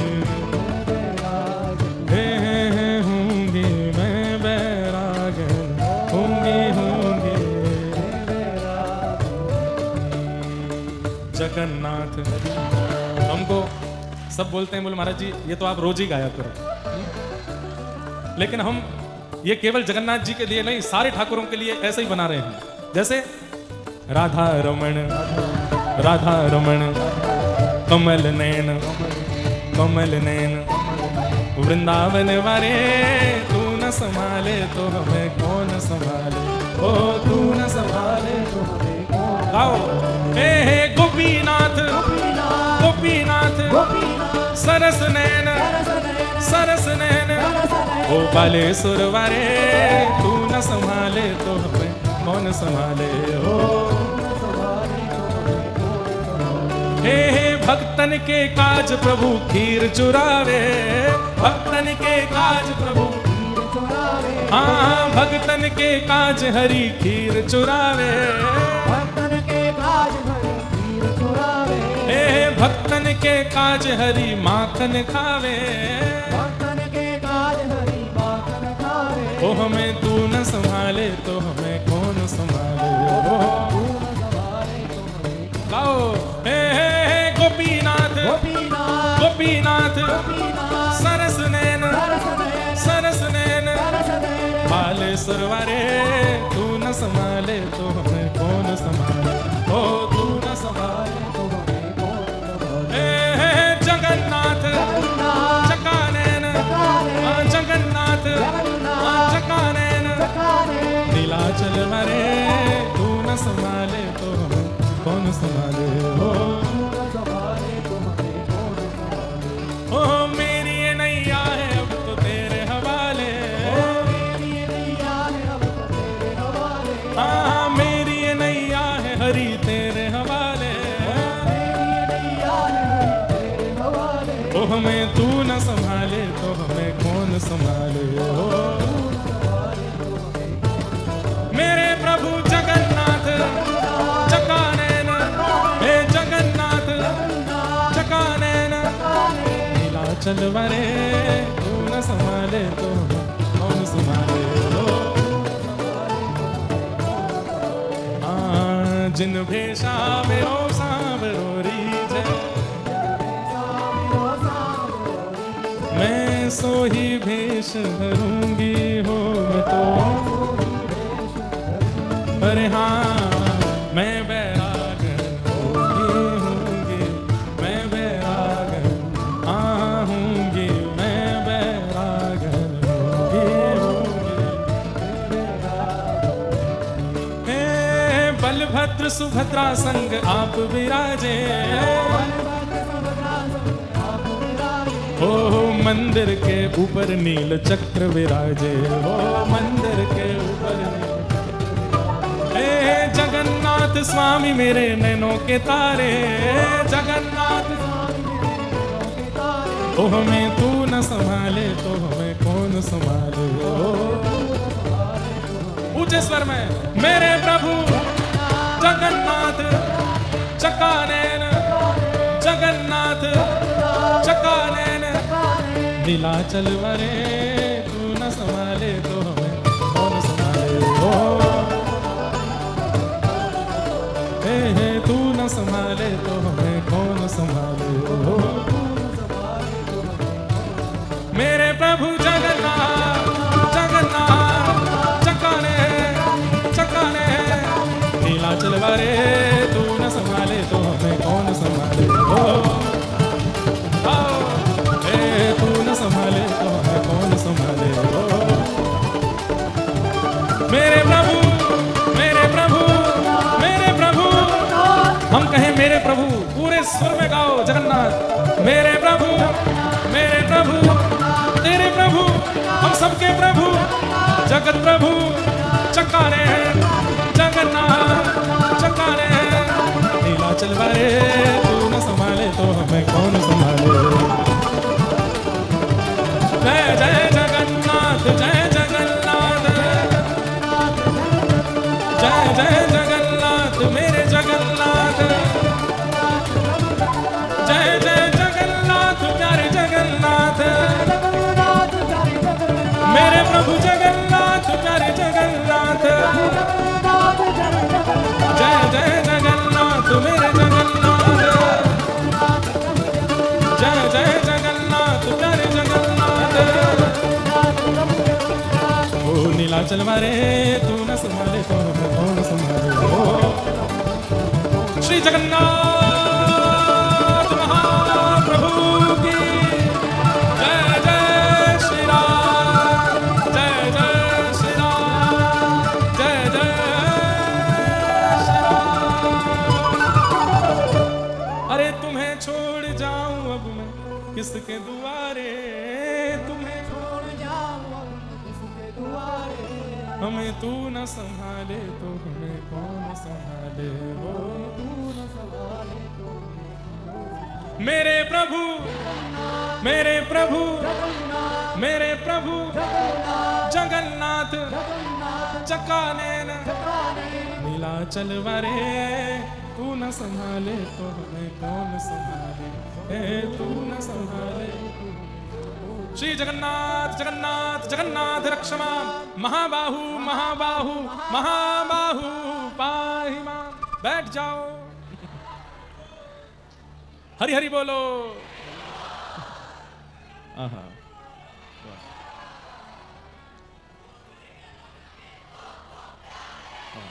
बैठ जा लाला, लैपटॉप खोल ले, काम कर ले अपनो, बैठ जा। देखो कैसे कैसे प्रेमी लोग कहते हैं समय नहीं मिलता हमको कथा में आने का। देखो इन युवाओं से सीखिए, बेचारे यहीं लैपटॉप बैठ के काम भी कर रहे हैं, मीटिंग भी अटेंड कर रहे हैं, कथा भी सुन रहे हैं। ठाकुर जी के लिए अवकाश नहीं है तो फिर ठाकुर जी को भी आपके लिए अवकाश नहीं, बहुत बिजी हैं वो। जब ठाकुर जी के लिए कोई समय नहीं निकालता ना, और फिर कभी ठाकुर जी के पास जाके कहता है नाथ मुझ पर रक्षा, Thakur ji I am very busy, चलो जाओ, तीनों लोगों का भार मेरे ऊपर है, इतना समय नहीं मेरे पास, चलो जाओ। लेकिन जब कोई अत्यंत व्यस्तता में से भी ठाकुर जी के लिए समय निकालता है तो ठाकुर जी भी उसके लिए समय निकालते हैं। अच्छा, तो बात क्या चल रही थी? मन लाग्यो मेरो यार फकीरी में, मन लाग्यो जो सुख पायो राम भजन में, जो सुख पायो सो सुख नाही अमीरी में, सो सुख नाही। मन लाग्यो मेरो यार फकीरी में, मन।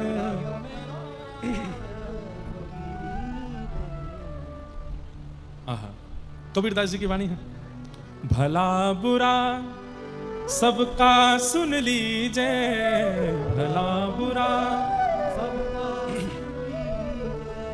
कर गुजरान गरीबी में, कर गुजरान। क्यों?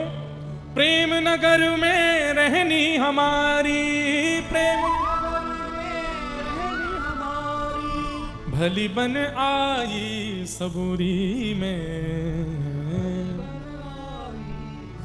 और आखिर यह तन खाक बनेगा, आखिर यह तन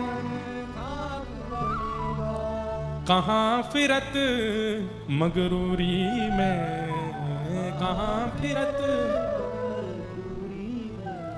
कहत कबीर सुनो भाई साधो, कहत कबीर साहिब मिले सबूरी में, साहिब सबूरी में। मन लाग्यो मेरो यार फकीरी में, मन लाग्यो।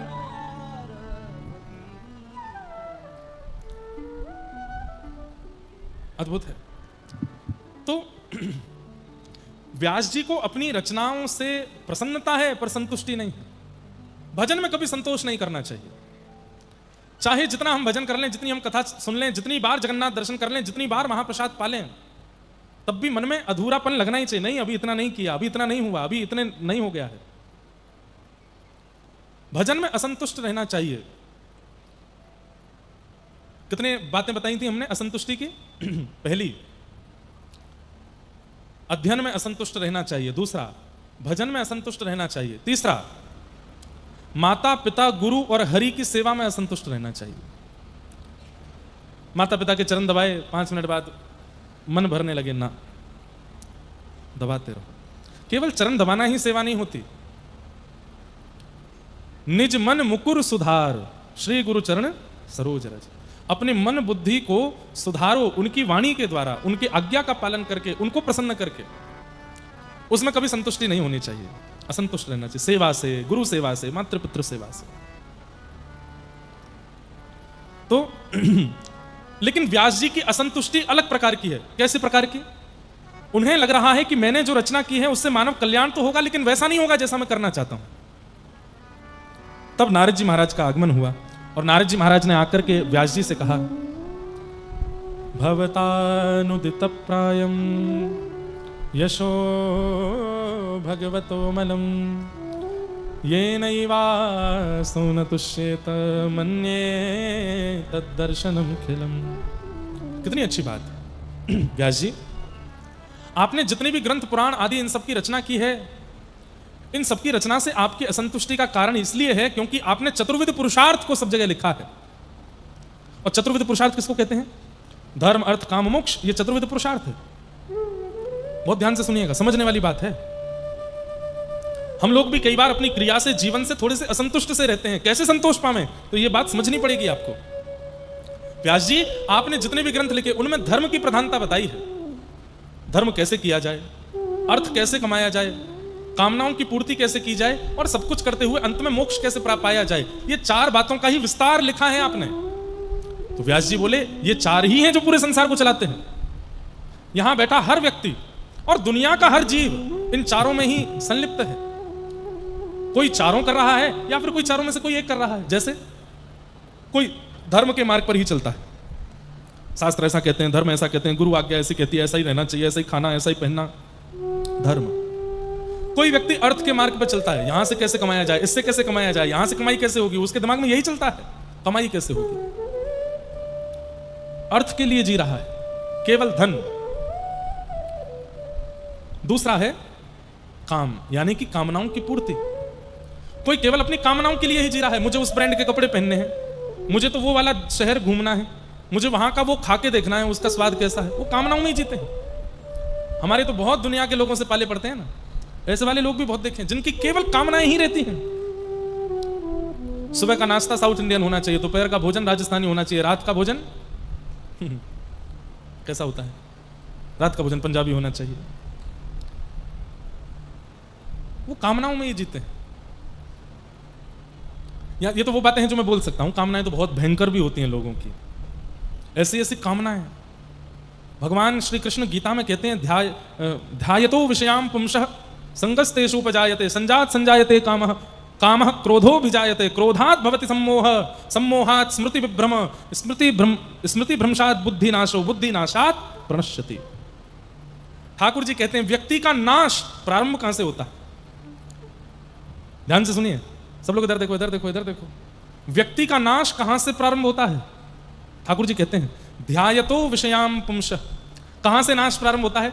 बिस्तर पर लेटे हैं, हाथ की तकिया लगा रखी है, एसी चल रहा है, पंखे को घूमते घूमते देखते देखते विषय चिंतन कर रहे हैं। विषय भोग नहीं रहे, केवल उसको सोच रहे हैं, काश मैं ऐसा कर लूं, काश मैं ये कर लूं, काश मैं ऐसा कर लूं। और वो विषय अत्यंत दूषित विषय, उसका केवल चिंतन कर रहे हैं, किया नहीं है, केवल चिंतन करने से वहीं से नाश प्रारंभ होता है। ध्यायतो विषयाम पुंसः। और जैसे ही व्यक्ति उस विषय का चिंतन करता है, वो चिंतन ही उसको एक दिन उसका संग करा देता है। मतलब जिसका आपने चिंतन किया था, एक दिन आप कर बैठोगे। जेल में बड़े बड़े पत्रकार जाते हैं और वहां कैदियों से पूछते हैं तुमने उसका वध क्यों किया? तो वो व्यक्ति कहता है कि पता नहीं कैसे मेरे हाथ से गोली चल गई, या कैसे मैंने उसका गला काट दिया, मुझे खुद नहीं पता। तो जो मैं 1-2 बार जेल में भी कथा 1 आध दिन की कर चुका हूं।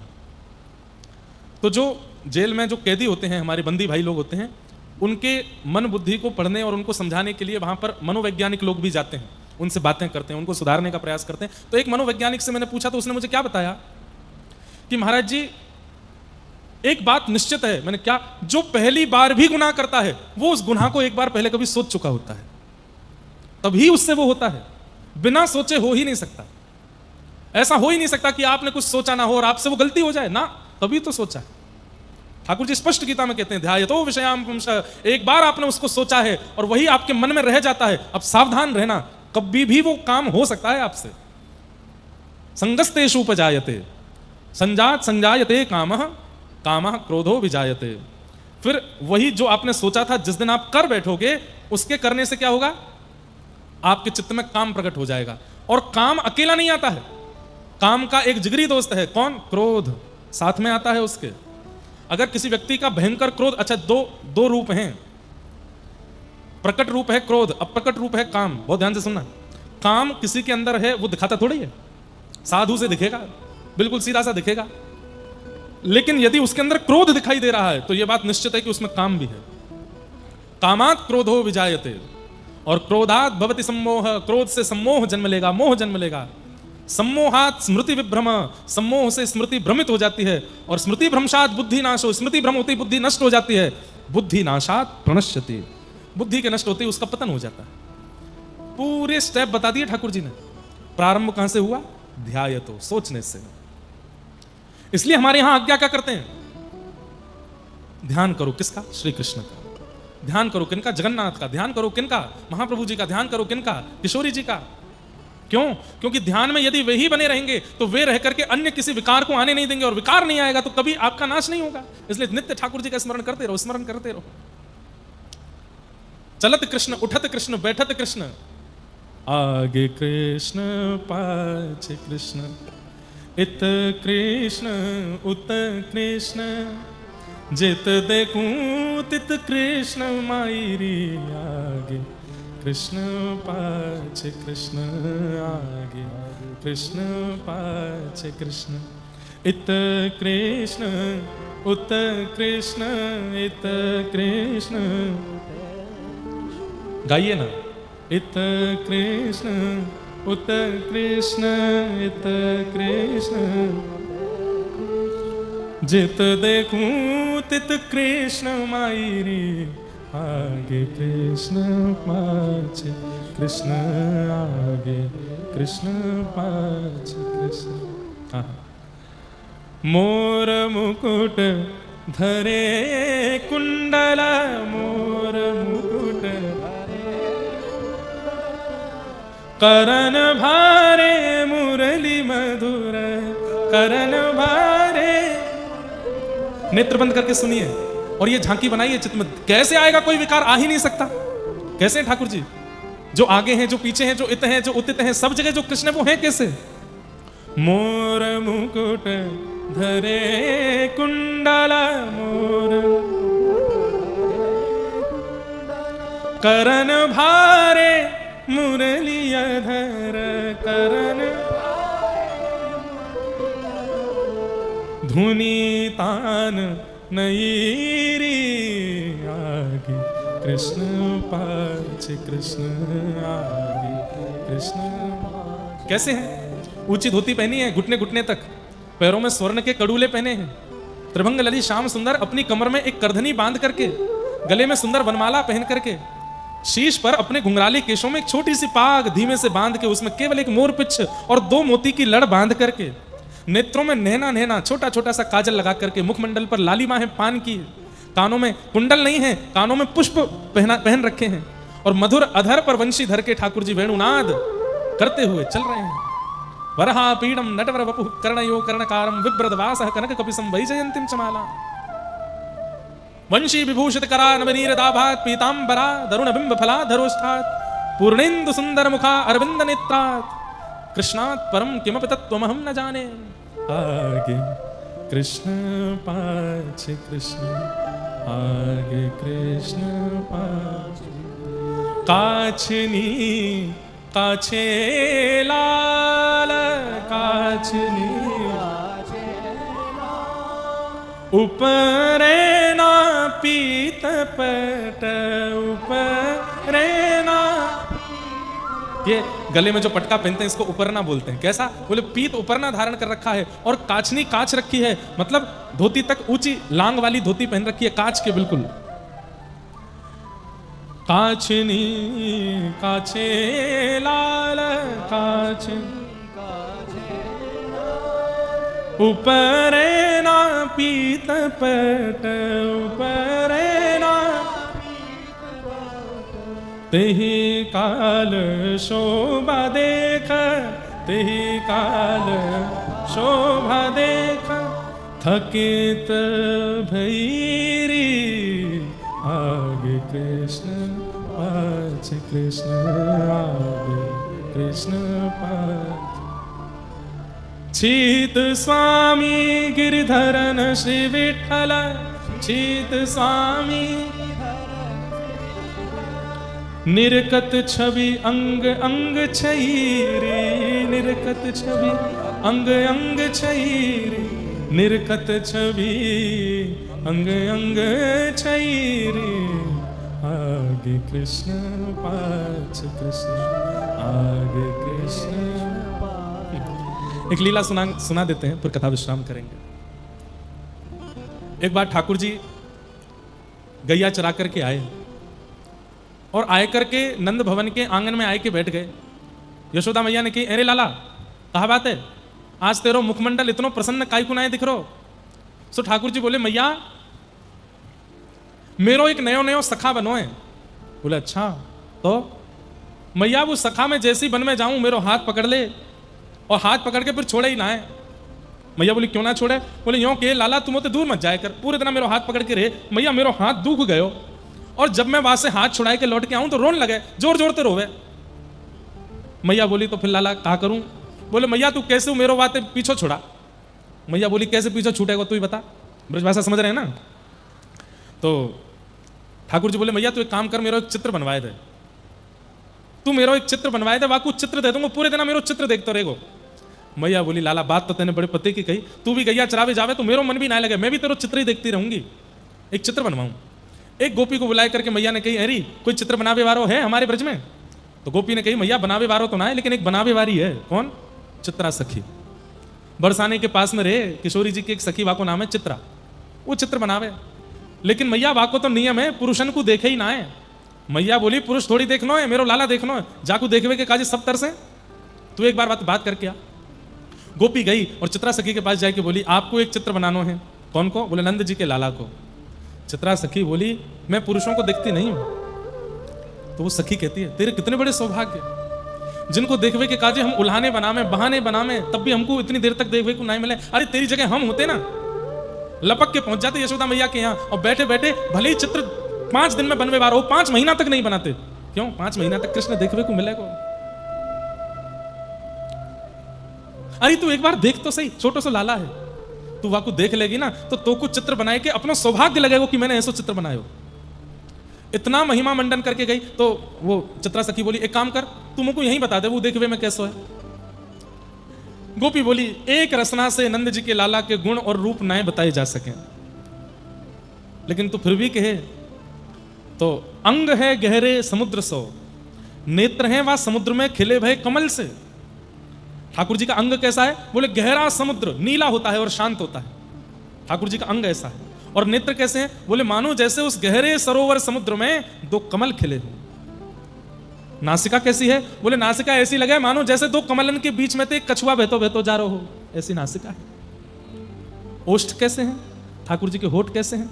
बोले ऐसा लगे जैसे मानो वह नील सरोवर हो, समुद्र में वह सरोवर में 2 टापू रखे हों और उन टापून पे भी सुंदर सुंदर सुंदर सुंदर गुलाबी कमल खिल रहे हों, ऐसे ठाकुर जी के अधर है।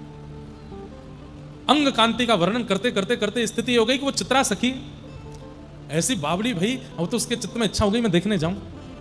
नंद भवन पहुंची। अब यशोदा मैया बैठी हैं यहां पर, और जैसे जहां जगन्नाथ जी खड़े वहीं एक खिड़की है पीछे, तो यशोदा मैया यहां बैठी हैं और चित्रा सखी सामने बैठी। चित्रा सखी बोली मैया आपके लाला को चित्र बनानो, एक बार वाको दर्शन कराओ। मैया बोली दर्शन नहीं कराऊंगी, मैं वाको वर्णन कर दूंगी, तू वर्णन सुन करके बनाए दे। बोले वर्णन तो मैंने गोपी से सुन लियो। बोले वाने इतना अच्छा नहीं बताओगे, मैं बता रही हूं। बोले कैसा है तुम्हारो लाला? मेरो लाला कतई सीधो है, इतनो सीधो, इतनो भोरो भंडारी। अब यहां तो मैया सीधेपन को भाव बता रही हैं, पीछे से ठाकुर जी खिड़की खोलें और खिड़की खोल करके चित्रा सखी ते करें, कभी अपनी जीभ नकारें, कभी ऐसे करें, कभी नासिका ऐसे ऐसे करें, कभी ऐसे ठेंगा दिखावें। अब मैया जो वर्णन कर रही है बिल्कुल वाक्य विपरीत है लाला, और चित्रा सखी देख रही है अच्छा सीधो हो मैया? बोले बिल्कुल सीधो। बोले जलेबी जैसा सीधा होएगो, ऐसा वर्णन कर रहे हैं। मैया के मेरो लाला तो पीरी पीतांबरी पहने, इतने में ठाकुर जी नीले वस्त्र पहन करके आ जाओ, खिड़की खोल करके नीली पीतांबरी में आनंद करने लगे। अच्छा मैया नीली पीतांबरी पहने? बोले हाँ नीलांबर धारण करे, पीतांबर धारण करे। इतना ऊधम मचा में ठाकुर जी कभी कभी तो वस्त्र ही उतार के बिल्कुल नितंग खड़े रह जाएं खिड़की पे। चित्रा सखी वास स्वरूप को दर्शन करके इतनी आनंदित है रही है। अब तो बाकी स्थिति ऐसी है गई, अब वो जहां देखती है वहीं ठाकुर जी दिखाई देते हैं। आगे कृष्ण पाछे कृष्ण, इत कृष्ण उत कृष्ण, जित देखूत कृष्ण मायरी, आगे कृष्ण पाछे कृष्ण। लीला तो लंबी है, पर बात क्या स्पष्ट करनी है कि जिसका आप चिंतन करते हो वो चिंतन से एक दिन क्रिया में आ जाएगा, इसलिए चिंतन हरि का करो। चिंतन कृष्ण का करो, चिंतन इन लीलाओं का करो, चिंतन जगन्नाथ जी का करो। खाली बैठे हो कुछ और मत सोचिए, बस इनके रूप का ही दर्शन, रूप का ही चिंतन करते रहो। ये चिंतन करते करते करते करते करते कभी नाश नहीं होने देंगे आपका, अगर ये आपके चिंतन में, ये आपके ध्यान में है तो। इसलिए नाम रूप लीला धाम, ठाकुर जी के नाम का गान करते रहो, लीलाएं सुनते रहो, रूप का दर्शन करो और धाम का गमन करो। नाम रूप लीला और धाम, ये चार आपके जीवन में होते रहेंगे तो नाश से बच जाओगे। नहीं तो ध्यायतो विषयाम पुंसः, एक दिन बुद्धि नाशात प्रणश्यति, पतन हो जाएगा। ध्यान में कुछ विकार मत आने दो। नारद जी महाराज ने कहा, भगवान धर्म करने वाले लोगों के बारे में आपने लिख दिया, अर्थ कमाने वाले लोगों के बारे में आपने लिख दिया, कामनाओं की पूर्ति करने वालों के बारे में आपने लिख दिया, मोक्ष की प्राप्ति करने वालों के बारे में आपने लिख दिया। तो व्यास जी बोले बचा क्या? बोले पंचम पुरुषार्थ। क्या? जिन्हें धर्म से काम नहीं, जिन्हें अर्थ से काम नहीं, जिन्हें कामनाओं से काम नहीं और जिन्हें मोक्ष की भी कामना नहीं, वो पंचम पुरुषार्थ के मार्गी। पंचम पुरुषार्थ क्या है? बोले प्रेम। आपने प्रेम के बारे में कहीं नहीं लिखा, इसलिए आपका मन अशांत है। व्यास जी आपने भगवान को पुरुषोत्तम बता दिया, आपने भगवान को भगवान दिखा दिया, आपने भगवान का पौरुष दिखा दिया, उनका बल दिखा दिया, उनकी योग्यताएं बता दी, लेकिन उन भगवान का प्रेम नहीं बताया, इसलिए आपका मन असंतुष्ट है। अरे वो परमात्मा है, वो भगवान है, लेकिन वो ब्रजवासियों के लिए कैसे प्रेमी हो जाते हैं, आहा, ये आपने कहीं नहीं लिखा, इसलिए आपका मन अशांत है। अरे ऐसो हाँ ऐसो हो ऐसो चटक मटक सो ठाकुर, तीनों लोकन हूँ मैं ना, ऐसो चटक मटक सो ठाकुर। आपने कहीं लिखा? मानो नारद जी कह रहे हैं व्यास जी से, आपने कहीं वर्णन किया कि वो परमात्मा है, वो ब्रह्म है, वो विधाता है, वो त्रिलोकीनाथ है? इस तो सब जगह लिखा है। उनके इतना बल है, वो सुदर्शन चक्रधारी हैं, वो गांडीव धनुषधारी अर्जुन को महाभारत युद्ध में केवल बिना आयुध उठाए जिता देते हैं। ये सब आपने लिखा। वो गीता का ज्ञान उपदेश करते हैं, लेकिन वो कितने प्यारे हैं ये आपने कहीं नहीं लिखा। क्या कहते हैं? ब्रह्मा मोह कियो पछतायो, ब्रह्मा मोह कियो पछतायो, दर्शन को शिव ब्रज में आयो, दर्शन को शिव ब्रज में आयो, मान इंद्र को दूर भगायो, मान इंद्र को भगायो, ऐसो वैभव वारो तो ये ब्रज में गारी खाए, हाँ ऐसो वैभव वारो। अरे चतुरानंद ब्रह्मा जी आज तक हाथ जोड़ के खड़े हैं, ठाकुर जी ने क्षमा नहीं किया उनको। दर्शन को शिव ब्रज में आयो, देवादिदेव महादेव लिंगराज भगवान हमारे ब्रज में आते हैं ठाकुर जी का दर्शन करने के लिए।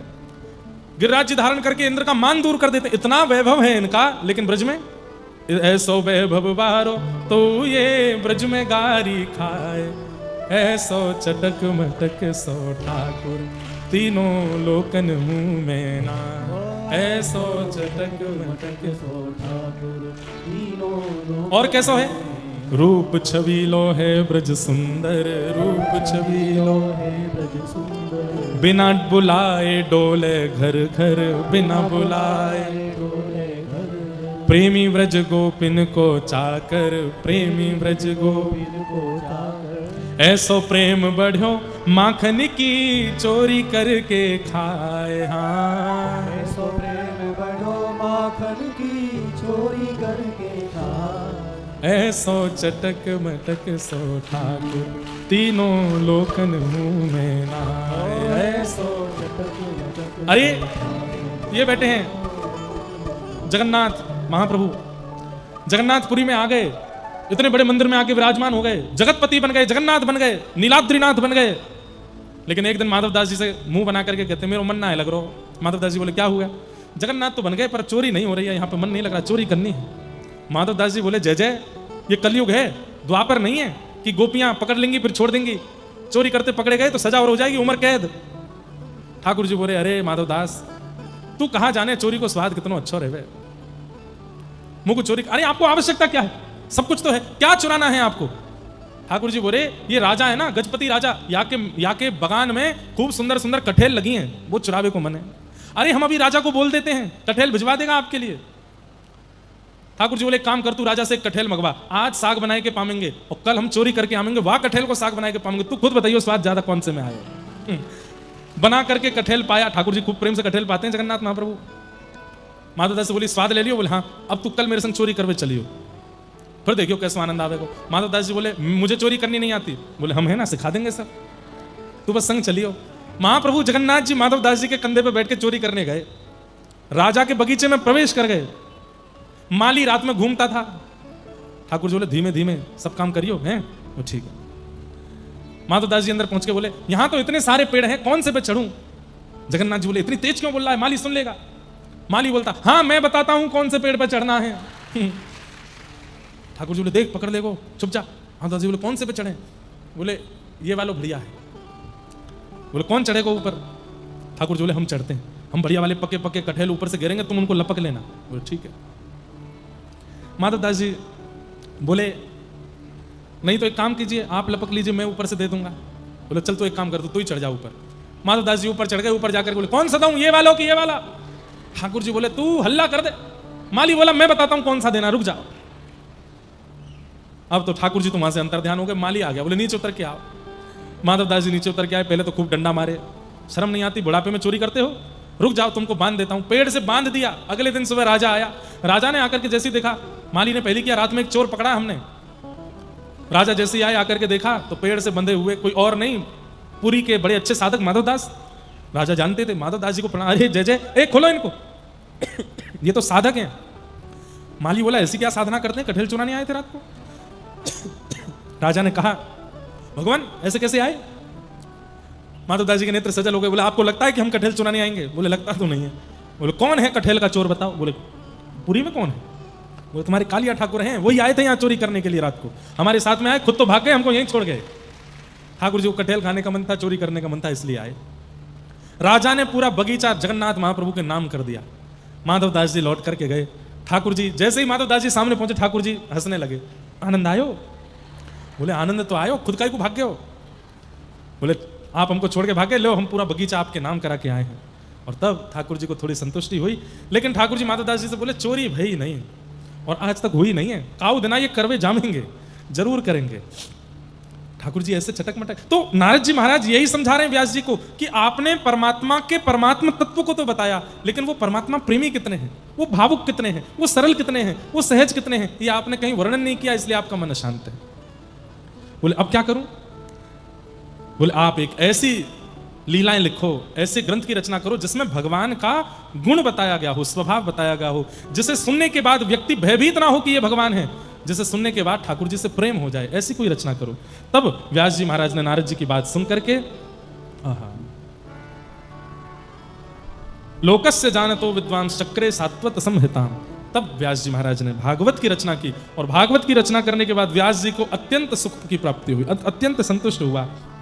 जिस भागवत में भगवान की मधुर लीलाएं हैं, उन लीलाओं से प्रेम प्रकट होता है, और ये प्रेम पंचम पुरुषार्थ है। जब पंचम पुरुषार्थ का प्रतिपादन किया तो व्यास जी के चित्त को सुख मिला। ऐसी भागवत जी की रचना हुई। बोले भागवत महापुराण की। अब व्यास जी महाराज इसी भागवत के मधुर प्रसंग को अपने पुत्र श्री सुखदेव जी को प्रदान करते हैं, और श्री सुखदेव जी महाराज यही कथा जाकर के परीक्षित जी को सुनाते हैं।